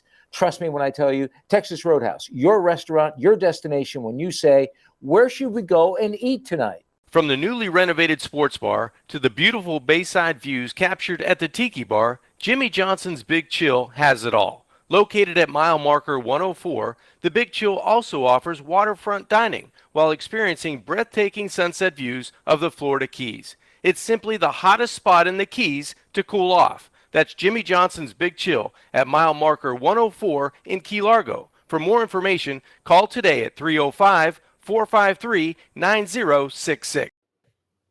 This comes from the great Defo Lama. It's the bets you don't make, the chances you don't take, that can compromise an otherwise incredible life, my friend. The only way to get your morning started is with Defo, joined by Lubie, right here on the Defo Show. Turned out it was pure coincidence, Louis. Do you believe that? Pure coincidence. Welcome back to the show on this fine Wednesday. Jeff DeForest, Mike Lubie Lubitz. As we mentioned, if you're a fan of Tony Segreto and old school with Tony Segreto, as we are, you can catch Tony on the program tomorrow. He's very busy, this man. I mean, for a guy that's been in retirement, he has more jobs than anybody that I've ever known. Correct? At the Orange Bowl committee, he's with this, he's with that. He's got that company he works for. He's flying around the country with Joey Kornblit, the former Highlight player and maybe one of the greatest. Is he the greatest of all time, Joey, in Highlight? That's a good question for people out there. I've heard it said by many. It was great, man. I loved watching Joey play. I mean, he was fantastic. The kill shot, man, that was the thing. When you do something that revolutionizes a sport and the way a game is played, kind of like, I don't know, Maury Wills I don't know if he revolutionized the sport, but he did bring the stolen base back into the spotlight, Maury Wills. At a time where people were struggling, to generate any offense because the mound was 50 feet in the air. It was like pitching off the top of the Himalayas. And do I always use the Himalayas? Is that the only mountain range that ever... just throw in the Poconos here? Yeah, you ought to be doing shows in the Poconos, Defo, with that stupid, corny shtick. All right, I mentioned this. It was purely coincidence, it turned out. I was happy to learn this. You're wondering, what am I talking about, right, Libby? What on earth is he going to get into here? But it was coincidence that Jalen Brunson's father was hired by the New York Knicks as a coach before Leon Rose, who used to be his agent, who now has assigned that action to his son, was able to somehow mysteriously, with a giant contract, lure Jalen Brunson away from the Dallas Mavericks to play for the New York Knicks. Now, that was part of a grand scheme. I don't know. Did they know that Donovan Mitchell was going to be available at that time? I guess they did, right? Everybody knew that Mitchell was leaving the Utah Jazz. Yes. That they were going to be probably forced into a position where they had to eventually accept somebody's ridiculously oversaturated offer, to take a guy that I don't know is a very good player, very talented. I would imagine the fans, Spike Lee's going to be happy. His tickets are worth a little bit more money because people are going to want to see the Knicks play if they had Donovan Mitchell, but they didn't get him. No. He goes to the Cleveland Cavaliers. He may as well have signed with the Guardians or the Browns. It would have been just as much of a surprise to me. I don't know. What did you think? Did you ever consider, and with all of these basketball experts, and it seems to be a sport where people, there are a lot of rats in the NBA, are there not? Because the information is usually, once they stop the speculation, when something is being reported, it usually has some steam to it, right? When Woj says this guy's signing here, he signs there. Yeah. Where does the speculation come from? Because they had him going anywhere else. Never did I see the Cleveland Cavaliers mentioned in that whole Donovan Mitchell thing. Did you? No, never. Donovan Mitchell, the Cavs were never even an option. Who considers going to the Cavaliers? Nobody. Oh, it wasn't his choice. That's where you go to die at the end of your career. Unless they have LeBron on the roster, in which case it's a whole different story because whatever roster LeBron is on, we've said this forever, and whether you're a LeBron James fan or not, it is true. Whatever roster he's on, it is immediately better. And at least in consideration that there's a possibility you could win a championship, no matter how bad they play. I think last year was a bit of an aberration with the Lakers. I don't know. Most people would say the whole Russell Westbrook thing doesn't work, but now all of a sudden it works because he's stuck there. They're all happy, right? But, they had a lot of injury problems last year, including LeBron. Yes. And, they need all of those guys to play well and play well together if they're going to have any kind of a shot. All right, but this Brunson thing, I don't know what it does for the Knicks. So without Donovan Mitchell, should they be better? Yes. Did they have a season last year that seemed to be extremely, and extraordinarily cursed? Because nothing seemed to go their way last year. Tom Thibodeau, who was he not the coach of the year before with the Knicks when he took them to the playoffs?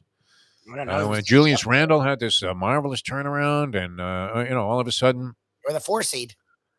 Yeah, they far exceeded in the regular season. They ended up losing to Atlanta, right, in the postseason that year, and Atlanta went on to the finals. Five. Yeah, they what? In 5 games. They won 1 game. They celebrated like they had won the championship with Willis Reed, and then they went on to lose the rest of the games and lose the series. Yeah, it wasn't like they were facing Jerry West, either. This midget, a guard that tore him apart. Anyway, and then last year was horrible. Randall slumped. Nothing really went well. The only thing that I think was positive for the Knicks last year was somewhat of an emergence of R.J. Barrett, who they reluctantly, after the fact, gave a giant contract to. Yep. As in their pursuit of Donovan Mitchell finally fell apart. He signed with the Cavaliers, and then all of a sudden, R.J. Barrett, like that day, he had like a giant contract extension. Yep. And he was somebody. I guess are we overly critical of anybody that comes out of Duke just because we hate Duke? No, they honestly deserve it. Or is it all based on Justice Winslow and your desire to have him sign with the Miami Heat? If you want to do that, look, first of all, Grayson Allen does trip people a lot, so we haven't lied about that. Grayson Allen is just a flat-out prick. Sucks. Justice Winslow is massively overrated and has gone backwards. Yeah. You can go down the list of Duke Jay guys. Billis is reason to hate Duke. No doubt. Yeah. The Duke guys, they've struggled a lot. Look, Kyrie Irving is a raving lunatic. He has all the talent in the world. And great player, no question. Yeah. Who knows where the hell his head's going to be at? You don't think of Kyrie Irving being at Duke?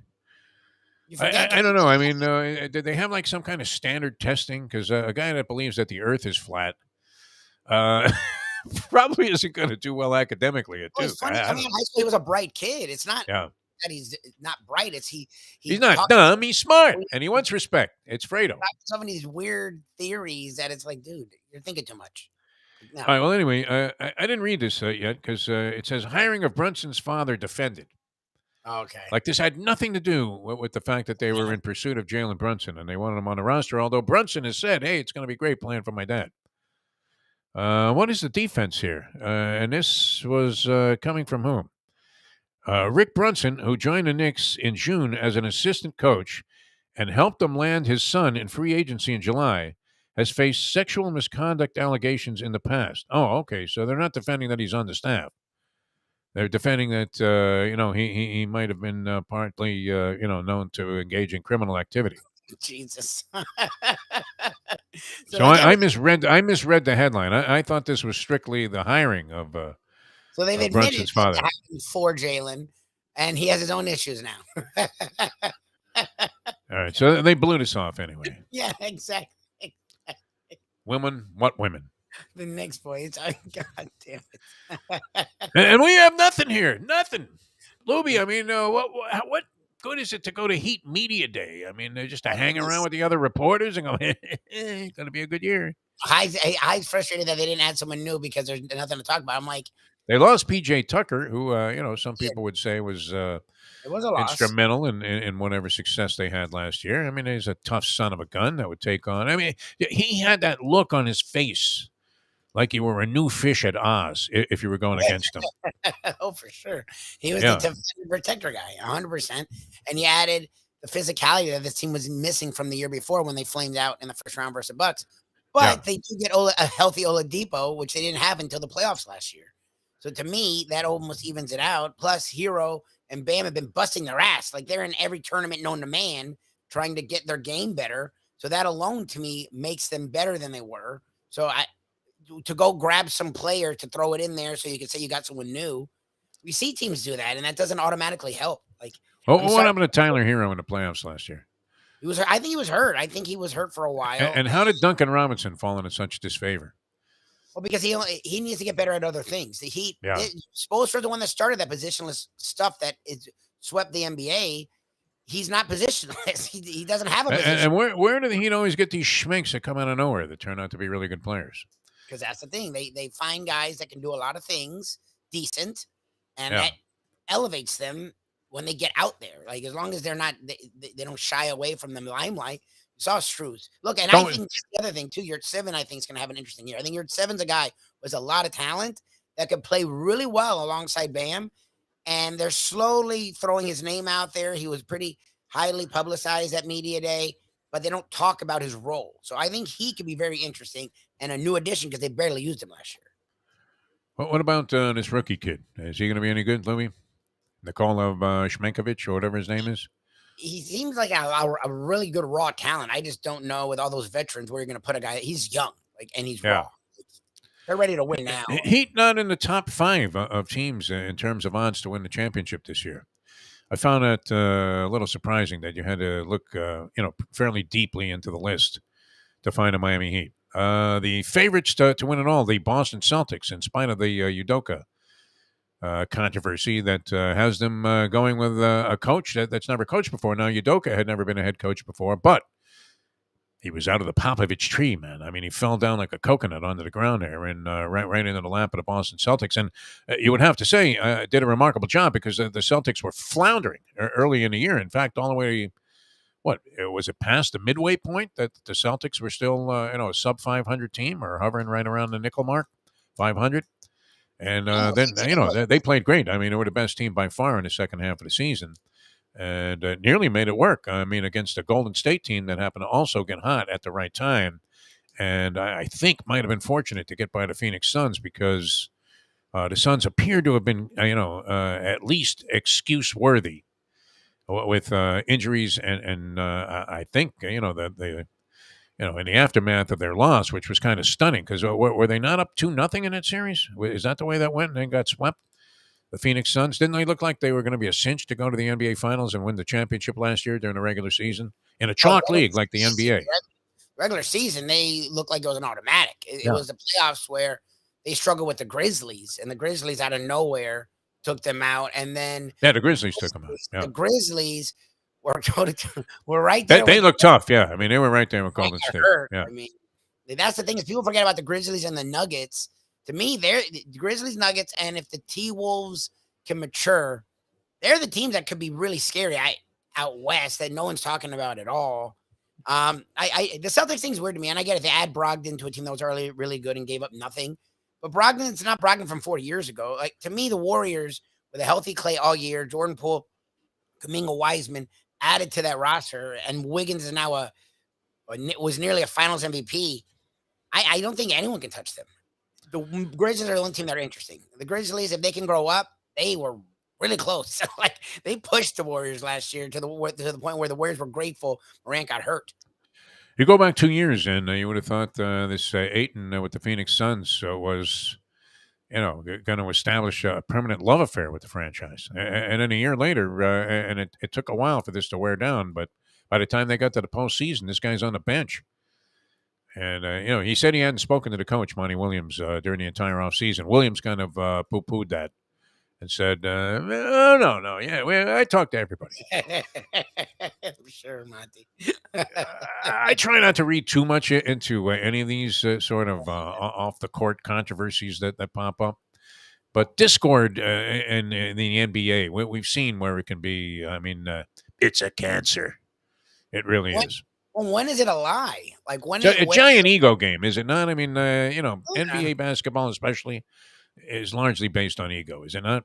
You have to believe that you're the greatest if you're going to succeed in the NBA, and the top guys do, absolutely believe that. No, you have to. And so much depends then on one guy. Although Anthony Davis, I think, is obviously a bigger key for the Lakers. I don't know. Is that fair to say? LeBron nearly won the MVP last year. It was worthy of consideration at 72 years old. It's actually true. I mean, remarkable what this guy was able to do. And even though he's now, what is it, the last couple of seasons, all of a sudden, after rarely missing games. You didn't see LeBron injured for long periods of time. I mean, he's had a couple of injuries in his career, but, you didn't see him like on a seasonal basis. You're wondering, when is it going to happen? He's going to pop a hamstring or something and sit out 12 games. I tell you, on the injury front, though, and this was an interesting player. It was always going to be interesting because of his father. Was it Lamar Ball? But Lonzo Ball. What's his father's name? Is it Lamar? LeVar Ball. LeVar Ball, yeah. Who has disappeared, completely from the consciousness of the American basketball fan and the American basketball public. Is it because nobody will give him a platform anymore? Is he going on like Fox News and declaring Trump the greatest president of all time? That's a possibility. But you don't see this guy. Remember, everybody wanted to talk to LeVar Ball because he had a big mouth and he was talking about how great his kids were. And, it kind of like, I think Richard Williams is a health issue, but you notice that in the last 10 years, Richard Williams kind of disappeared from the whole scenario around the Williams sisters, in spite of the fact that he is credited, and deservedly so, with, bringing them to this level of prominence, or at least laying the foundation for them to do something that would seem absurdly impossible to consider, that two black girls from Compton, sisters, would become like 1-2 in the world. And dominate tennis for a long period of time like they did. By the way, a much more graceful exit from tennis by Roger Federer. Oh my God. Serena at least was able to create a little bit of drama about her exit there, but that was her whole game anyway, right? Drama queen. Whereas Federer, the epitome of class, exited exactly as he played, with nothing but class. I mean, just emanating from the entire occasion. It was just absolutely fantastic, in spite of the fact that he and Rafa. Imagine, you got to see now, Serena would have blamed Rafa for choking if it was her and Rafa, in their final match. Because he did kind of fall apart, Rafa. But Federer, of course, too dignified for anything like that. But if you compared the exits of the two. It's funny, too. She made sure it was known she was leaving. Yeah. She made sure she played a tournament she had no business playing just so that she could have a farewell tour. They made sure to match her up with people that she could actually be competitive with. Oh, my God, what setups. Yeah. Like Federer. This Tomljanovic was handpicked also. I mean, it was like Rocky Balboa was coming back after losing at Clubber Lang.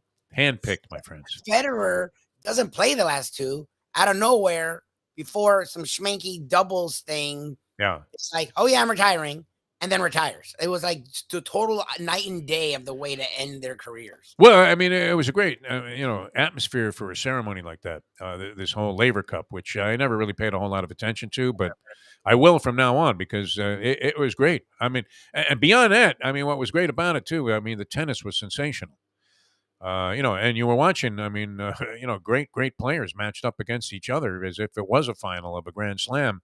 And that was in almost every match. It really was fantastic stuff. The only guy missing really was Alcaraz from that equation. Otherwise, they had virtually every top guy out there playing in this, what would be an exhibition. Curious, I mean, what kind of dough you figure they had to shell out to these guys? I mean, to get Bjorn Borg to sit around there, for a couple of weeks in London, how much money? He looked great in the outfit too, Bjorn Borg. And McEnroe, he's all in. A very competitive guy, and probably could go out there and have competed if they had a senior division of this Laver Cup.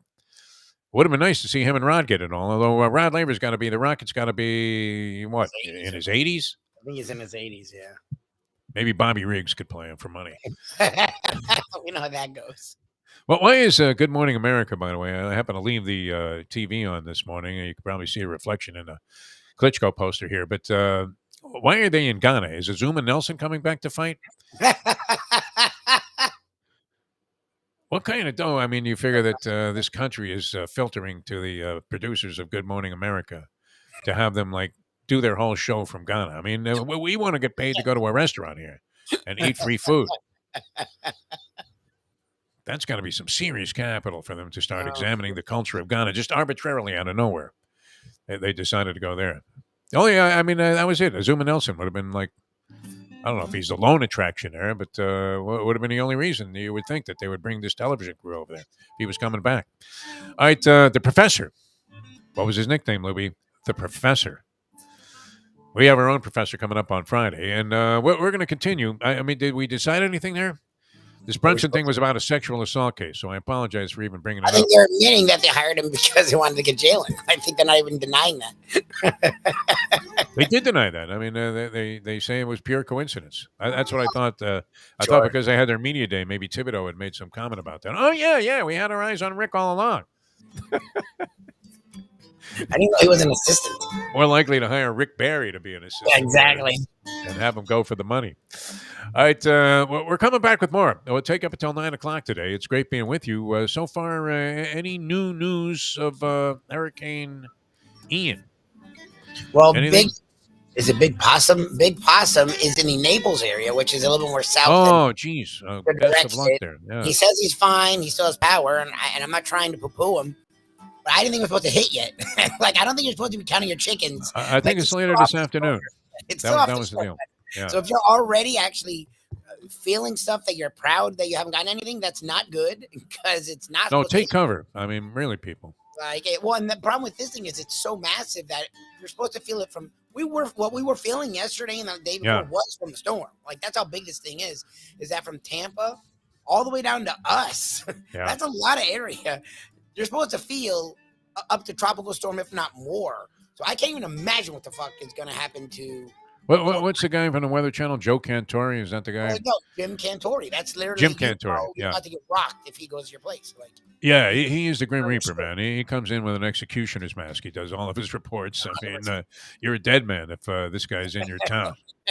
Well, they're joking about it on TikTok. It's the big thing. The Cantori. It's the Waffle House test and the Cantori test. The Waffle House never closes. Never. So if Waffle House is changing their menu, you may be affected. And if they're closing, you need to fucking run. And Cantori, they don't tell you where he's going. He just shows up. I'm in Clearwater. If you're in Clearwater, you're like, oh, that's it, man. Run for the hills. It's worse than having Norcross say you're going to be okay. Sarney said it yesterday. Boy, that's true. If you could book the Weatherman's action, you would be a rich man today, would you not? I mean, are they almost routinely wrong? Although they do a much better job of tracking these hurricanes. They always seem to miss the area that becomes of greatest concern. It was the Tampa area, and as I said, they dispatched everybody, to the Tampa area. All the big news anchors, all of a sudden, they're standing on a bridge in Tampa, as if that was a good idea. They're telling you to be safe. That's my favorite. Yeah. They're like, be careful. And they're like in the beach, in the air. Yeah, it's not like they send like Joe Buck and Troy Aikman out there. I mean, they're sending like Nora O'Donnell, They're a big news anchor. And, she's standing there in a little, fashionable raincoat as if she had just stepped off the pages of Elle magazine or something. And Hector. like, really? That's how you dress for this shit? Stupid ass umbrella. An umbrella, yeah. What the fuck? Obviously, you're nowhere near any danger, or you wouldn't be standing there, lady. This is the one guy holding a thing off camera. What is the point of that, right? I mean, would she not be just as effective from the studio? Why do they have to have the person standing there as if they were Charles Bronson in Death Wish? Exactly. How does that illustrate, what's going on? We couldn't just take their word for it that it's, where they show shots of the rain. My other favorite thing is, and they only do this in South Florida. The rest of the country, they expect to be safe. When they're like, and it's always the elbow room. We're here in the elbow room. It's packed still. Like they're partying. It's like, the bar I was at last night, they pride themselves on being overcrowded during hurricanes. Is that good? Like, why is that good? Why are we proud here that we're stupid assholes? There's always the one guy that's literally takes a surfboard and goes right off the pier there. He goes to the end of the pier. The thing's wobbling, and all of a sudden, this guy just jumps in and tries to ride a wave in from the edge of the pier. Always that one guy, and a lot of times there's no interview on the shore when he gets in. Oh no. Imagine riding the waves in Melbourne today. That'd be something. All right, we're coming back with more. Jimmy Johnson's Big Chill. Hopefully everything's okay there. It seems like that area, Key Largo, is going to be relatively safe. So it may even be in the perfect pocket. And wow, what a great time. I mean, if you've been stressed out at all about the weather, get down there and chill out at Jimmy Johnson's Big Chill. Great food and drink all over the place.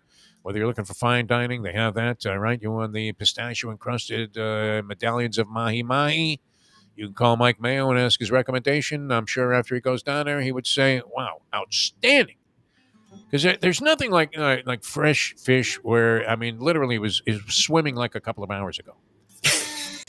I remember discovering that for the first time. I was at the Isla Morada Fish Company years ago. I mean, I'm talking a long time ago in Isla Morada. And you could tell the freshness of the fish. I mean, it was such a differential, even from places that feature fresh fish in other areas of the state. Just absolutely amazing. I mean, it literally was in the water like a couple of hours ago. That's how it is at Jimmy Johnson's Big Chill. So if you're getting a seafood dish, that's fantastic. Then they make all of these great pizzas, and they have, the kind of bar food that you're looking for.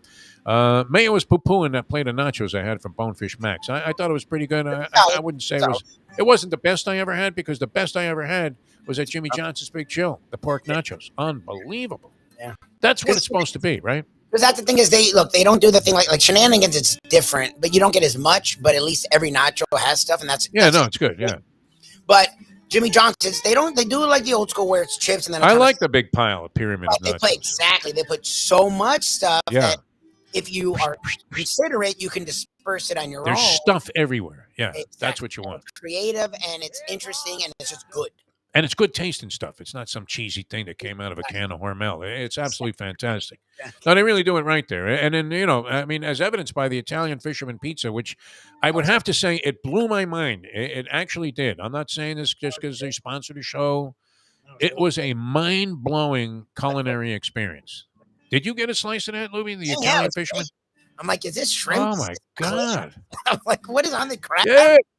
I mean, the old oxymoron, a giant jumbo shrimp. Yeah, it was great. But it wasn't just one. I mean, it was all over the place, too. I mean, it was piled up to the ceiling. It was absolutely fantastic. And, and then on top of that, contrasting with the taste of the pizza that you would normally expect, I mean, it just made for absolutely scrumptious. That was great. Fantastic thing there. And one slice, maybe two for Mayo, but one slice would have probably good. All I wanted was one.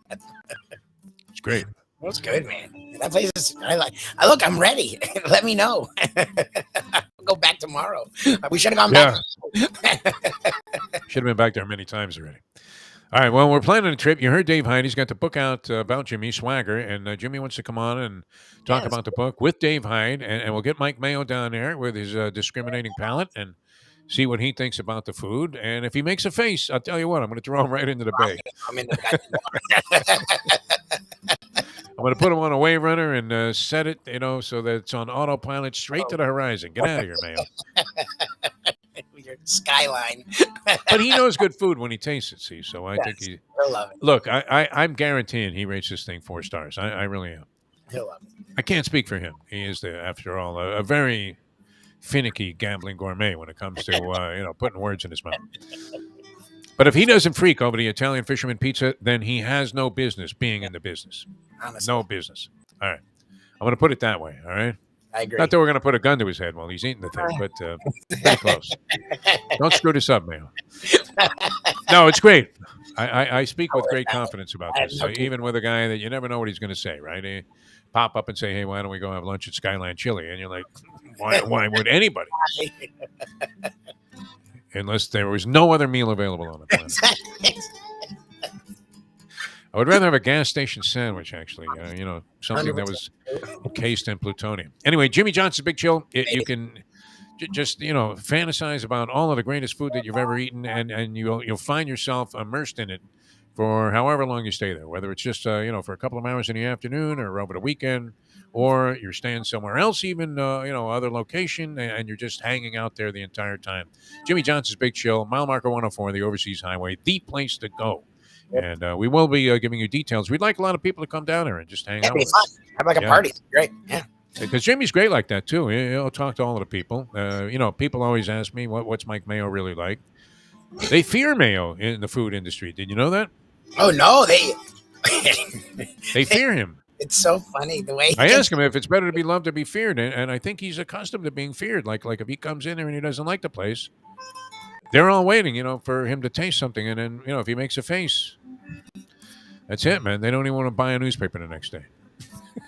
It's over. Instead, feared. I mean, and that's what sort of weirded me out. But I guess he's used to being feared, so he's embraced it over the years. Yeah. Yeah, I mean, and it's another example of thus spoke Zarathustra, right? Mayo says something, bingo, man. The people follow it. It's great. He wields a lot of power, this kid. So we'll get him down there, and hopefully he'll be in one of his good moods, and he'll have a good time. Maybe be petting the horses while he's sitting there at the bar, sipping a cocktail, or half emerged into the pool. That's great when the pool water is like right up to your, just right about the top of your chest, and you got a cocktail in one hand, and you're watching the sunset and sunrise, whatever. The entire action there is great. Jimmy Johnson's Big Chill, mile marker 104.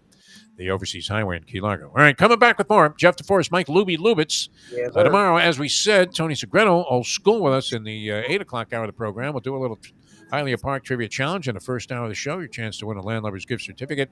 And then a Degenerate Friday on South Florida Live comes your way with all of our handicappers. Thursday on our Believe podcast, too, Brandon Lang will join us. He'll have a bunch of selections for what should be, I don't know, are there again? I mean, the Hurricanes have gone back to Cupcake City. I couldn't think of this, too. There were these...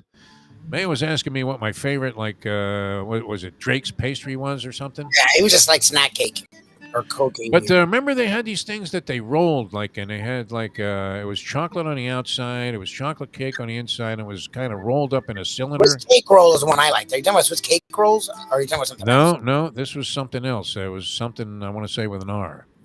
It wasn't a ring ding, but it was close to the ring ding concept, except rolled up.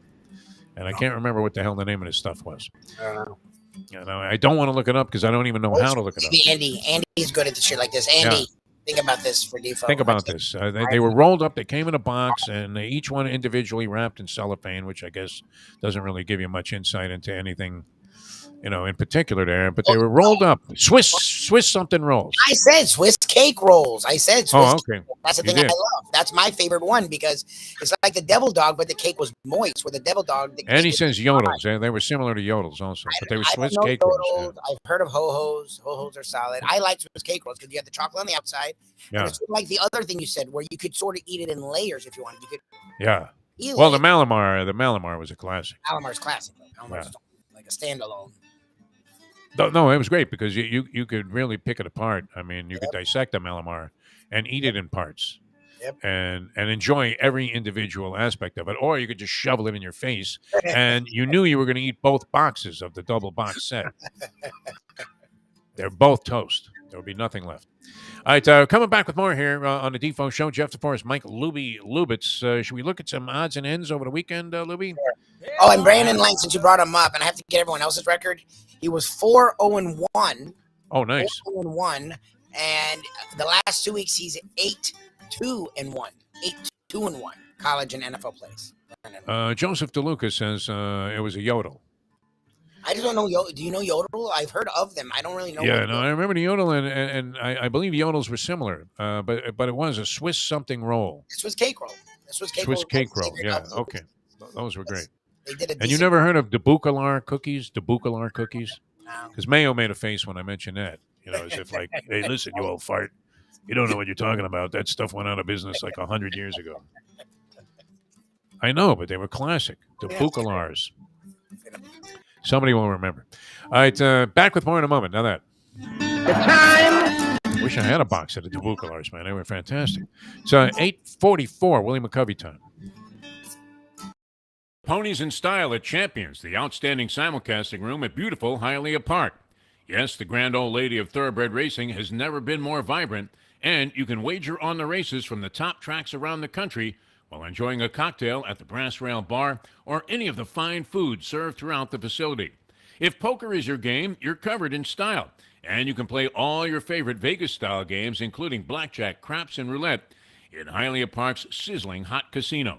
Get a player's card when you walk through the door for all kinds of generous amenities, including our favorite, free play, when you come out to the ultimate casino and entertainment destination, Hialeah Park. Hey folks, Tony Segreto here. You know, since day one, Catholic Health Services has been part of Old School. And since we've started letting people know about them, it's changed their lives. You see, Catholic Health Services, while being recognized as one of the top places for stroke rehab in the country, it's also about a group of people who not just excel in what they do, from the doctors to the nurses to the therapist, on and on and on. It's how they do what they do every single day that separates them from the pack.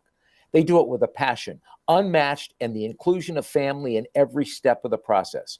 Trust me when I tell you this. If you want the best, unmatched rehab with a special group of skilled, caring people, there is truly only one place, and that one place is Catholic Health Services. These days, we're all looking for comfort anywhere we can find it. Thank goodness for Landlubbers Raw Bar and Grill in the Plantation location, because they are making sure you are as comfortable as possible. First of all, they're not only open for delivery and pickup. All you have to do is go to landlubbersbarandgrill.com for both pickup and free delivery. Their hours have changed a little bit. Monday through Thursday from 3:30 to 10, and Friday, Saturday, and Sunday from 11:30 to 10. You're going to have the best wings in the world. You're going to have a great burger. You're going to have their amazing soups. Again, Landlubbers Raw Bar and Grill. It's nice and easy. Just go to landlubbersbarandgrill.com for both your pickup and free delivery. Thank goodness for Landlubbers for making you always feel right at home. Hi, guys. If I could squeeze in two. One is just, can you say with certainty that Jimmy Garoppolo will be on the roster on Sunday? I can't guarantee that anybody in the world will be alive Sunday, so I can't guarantee who will be on our roster on Sunday. So that goes for all of us. From South Florida to the entire world, thank you to the iHeartRadio app. Here is Defo, joined by Lubie, on the Defo Show. That was from yesterday's press conference with Kyle Shanahan. Jimmy Garoppolo, my God. He did not do much in a positive way to aid the San Francisco 49ers in that dreadful Sunday night game against Russell Wilson and the Denver Broncos, coached by this, Nathaniel Hackett? Hey, Nat. There's a reason why we call Nathaniel. Most guys will be Nathan. He's that weird and maybe stupid. Is he actually? He goes by Nathaniel Hackett? I just I looked at that bozo move in, what was that, week 1? Week 2? 2 weeks ago. A couple of weeks ago, yeah, where he goes for the 64-yard field goal instead of going for the 4th and 5, and then later admits that he made a stupid mistake. Well, of course you made a stupid mistake, because this guy was never kicking a 64-yard field goal. You asshole. It wasn't. Why not try something unprecedented in NFL history instead of giving a ball to your $250 million quarterback who Buzz Bissinger says sucks? This wasn't Lubie saying that. Hey, the guy sucks. This was Buzz Bissinger, Friday Night Lights, for God's sake. Author of this new book, The Mosquito Bowl, which, it looked like it was extremely interesting. I found that guy, what a great speaker he was, huh? Buzz Bissinger. But without being, overly pretentious or anything about anything. He was just absolutely fantastic. Just, casually talking to us. And the way he positioned himself against, other great authors. He's talking about Grisham, who we've also, found to be delightful as a conversationalist, because it's always good when these guys of that level of accomplishment in the literary world and, films and all of that, when they also are big sports fans. Yeah. And genuinely so. Whereas, that was true of Grisham with his love of Mississippi State. It's like College World Series he's talking about. It's like, Jesus, good for you. And great detail from like 30 years ago. Segreto and Defo are the only other two humans that talk about the College World Series. College World Series is a great event. It really was. I went there very reluctantly the first time. I was thinking, what the fuck am I going to do in Omaha, Nebraska? Now, at the time, they had a racetrack, which, talk about originality. You know what the name of the racetrack was? Axarben, Yeah, the Nebraska which is Nebraska spelled backwards. And it was probably because they were going to call it Nebraska, but the guy actually spelt it backwards.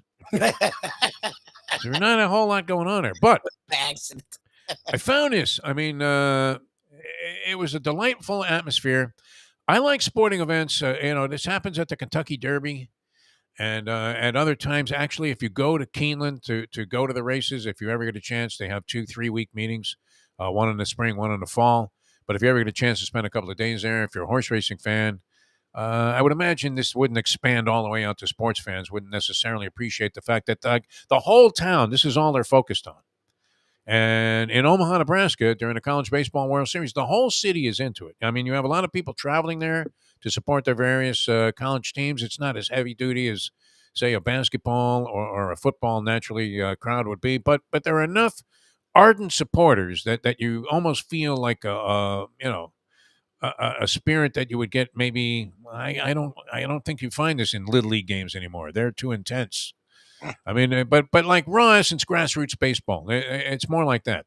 Now there's clearly big money at stake in some of this. In terms of I don't know, that baseball is probably still a monetary loser for athletic departments. Would you say at the high levels? Does LSU baseball make money? I'm sure there's a couple programs that do, but overall, it's not like college basketball and football. For the most part, you make money regardless. Baseball, that's not the case. Yeah. But the event itself was fantastic, and the first year I went there, I went there 2 years in a row with the University of Miami baseball team doing the games, and it was a lot of fun, and it was fun calling the games from Rosenblatt Stadium. The new stadium is different. Rosenblatt, though, you could see where John Sterling could get lost from time to time, although he's got the same view. He stopped doing road games, which probably is a help because you get accustomed to certain things. Like if you were doing a game at Marklight Stadium, which most of the games that we broadcast were from Marklight Stadium, we did travel with the team a little bit. We did all of the games from Florida State, which was kind of cool. That's how I got friendly with Gene Deckeroff. And all of the games from the University of Florida were on the radio. And those were good series, okay? But nothing like what was captured when you got to the College Baseball World Series where, the big question was, how quickly would Mike Martin be eliminated this year? But the restaurants were packed with people, and they're all talking about the event. And, there was significance at the time, too. They conducted the baseball draft during the College Baseball World Series. So you had a lot of guys that were getting drafted, and, kind of finding out, getting an indicator what their future was going to be if they had one in baseball. It was, I think correctly so, kind of, taken out of the equation because it was a distraction to the players. You went to the Phillies in a 32nd round. Fantastic. But and now I guess they do the draft. What is it prior to or after the College Baseball World Series? Let me see. So as not to be a distraction and detrimental to the event. But a terrific event. I would say that, Lubie. If you had a chance to just sort of do or pursue any sporting event, and you thought, well, here's one, it's like going to like minor league game or something. This had a great spirit to it, and you would like the native food there is the runza, Runza, and it's some kind of rice bean thing that's in a pastry type of shell, or that kind of it's like a sort of rice bean stromboli. I don't know. It was good, man. But you get the runzas as soon as you eat one. You run it straight to the fucking can. I mean, it's unbelievable. All right, what about this number? What do we do with this number, Louie? And this is coming up tomorrow night. We need to make a decision here, and we need to formulate some kind of a firm conviction because we don't want to be just sitting on the fence for our fans with this Dolphin game tomorrow night against the Bengals in Cincinnati. The Dolphins are getting 4 points from the Cincinnati Bengals. I was very inclined to take even the 4 points that were offered up against the Buffalo Bills. The Dolphins at home, Bills coming off a Monday night game, and we talked about that situation. Probably not a favorable one. And also, the Bills were going to be missing a couple of starters. Turned out to be like 4. 6. Their entire secondary was out. That's literally their entire. That didn't hurt anything. They still should have won the ball game by all rights. And yet the Dolphins made just enough plays, as they say, the cliche goes, to come out on top. But Bengals, 0-2 start, looked horrible. Burrow is getting sacked a half a dozen times a game. Yeah. Their offensive line, makes some of our previous offensive lines with the Dolphins look like, what would it be? The 7 blocks of granite? Were they offensive linemen? The granite guys? Or are they defenders? 7 blocks. I have no idea. I remember that expression. I don't know who that speaks of. The Iron Curtain. I mean, any nickname you can have for an offensive line that would be applicable. I mean, the Dolphin offensive line from 2 years ago when they were picking up the guys at the gas stations and putting them in the starting lineup there, trying to sabotage Brian Flores and make sure they got Tua, which he eventually fell into their lap, as we know the story goes. But Cincinnati's offensive line is putrid. Now, they rally and get it together, but is it any kind of an indicator that they beat the New York Jets handily? The New York Jets, 27-12, I believe, was the final there. New York Jets. Does that mean anything? Jets had come off a win, but the Jets suck. They have Joe Flacco quarterback, and they're hoping Hack Wilson comes back in there and does a decent job. I know his name is Zach. And we'll see. I mean, that's a very tepid situation there. But they already are sick of Joe Flacco. Even though he won a ball game for him and looked great. They're sick of him. They know.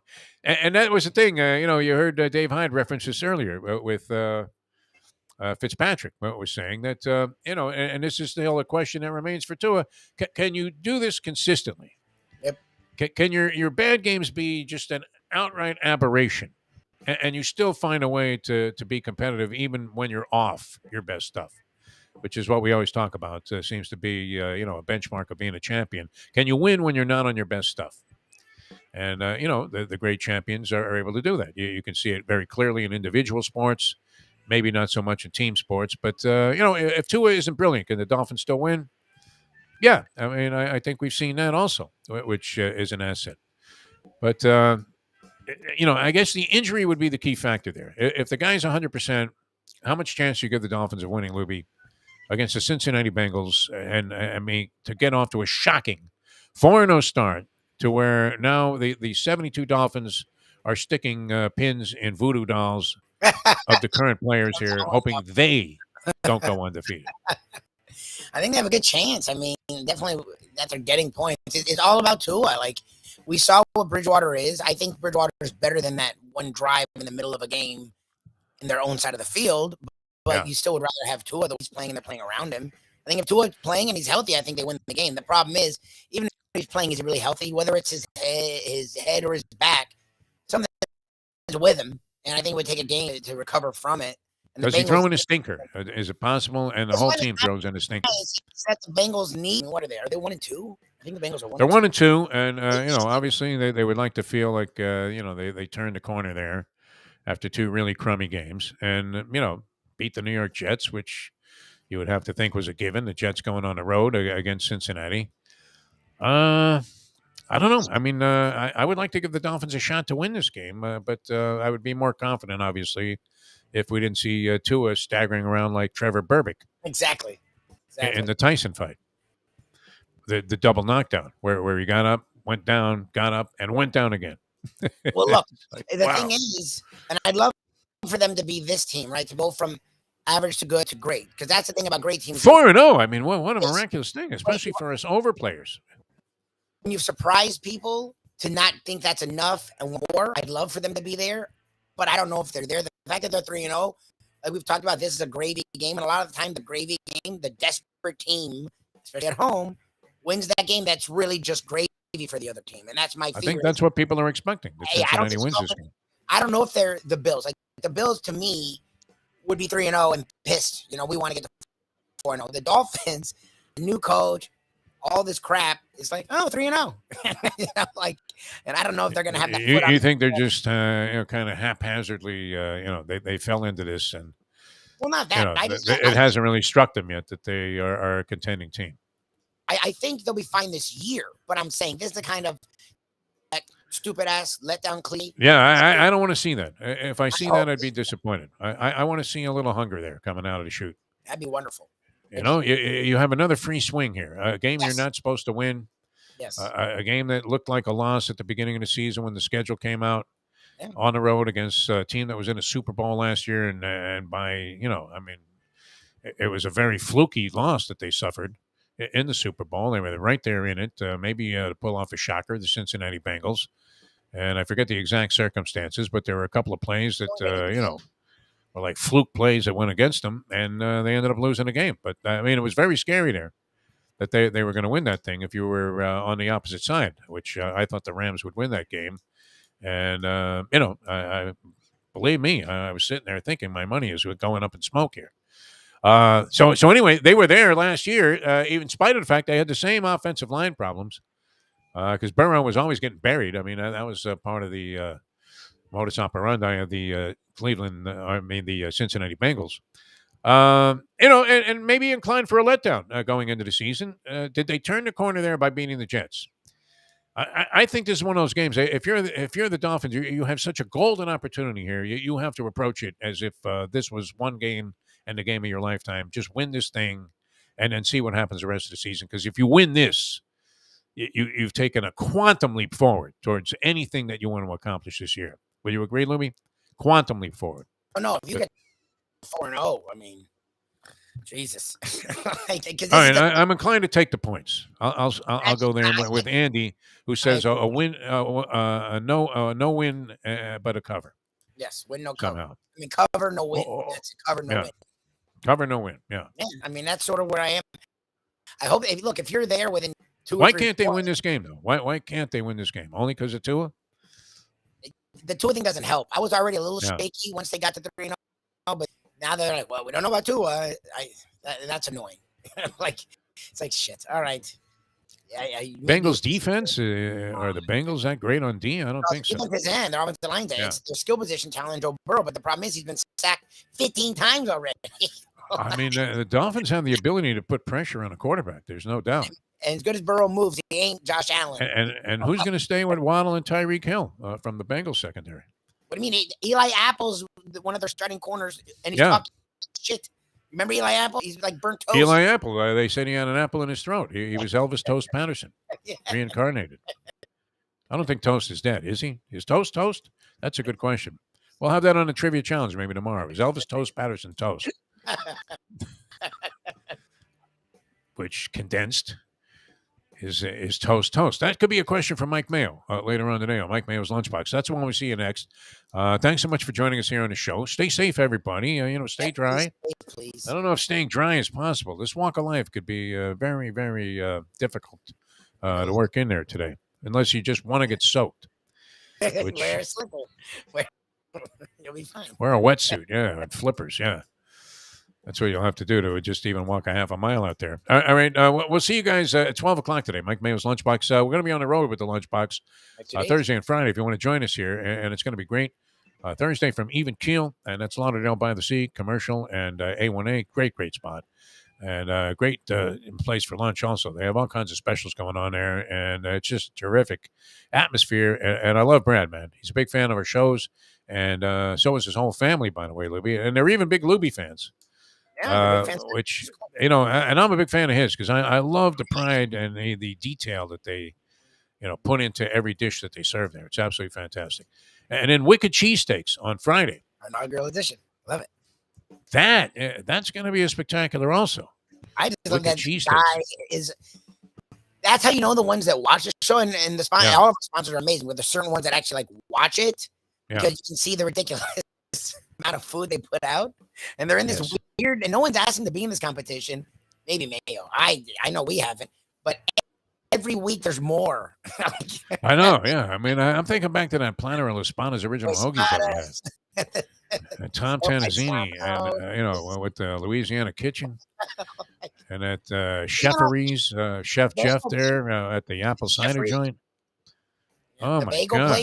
Grandpa's was off the chart. More bagels at Grandpa's. I'm like, Pizza Spot. I was still eating that vegetable pizza like yesterday. I still had a slice left, and it was delicious. Even like it'd been in the fridge. What's the statute of limitations on a slice of pizza? Is it more than a week? See, I don't feel that way. Leftovers, I'll eat leftovers as long as there's not mold on them. Yes. Once something is sprouting from a leftover, right in the trash. That's it. Even blue cheese, right? Is that mold? You're like me. I'm the worst with that. I mean, unless you're, trying to invent some kind of vaccine, you don't want to, even look at this stuff. That's when it goes in the trash. All right. We'll see you guys later on. Mike Mayo's Lunchbox. Always a lot of fun. I hope Mayo's not fetching about something today. What is up with him lately? Mayo. He has every reason to be happy and live, And he comes on, he's like, oh, the colonoscopy. All right, so we'll, we'll see what he has to say there about the dining scene at 12 o'clock. Mike Mayo's Lunchbox. And thanks so much for tuning in, everybody. Stay safe, like we said. Hopefully this thing will not have, a devastating impact, as everybody's saying it will. Fort Myers area, if you're there, like some of our fans, Big Possum, please. Let's, we're all, hoping for the best and the best possible result, even though obviously there's going to be some impact to this thing. And, unfortunately, there will be some damage done. So, do the best we can. And let's hope everybody gets out of that okay and that we're all together and back together in this forum tomorrow. All right. I'll see you tomorrow as we leave you now that.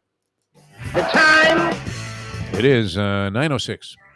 Let's go to eat a damn snack. Look what they done to my show.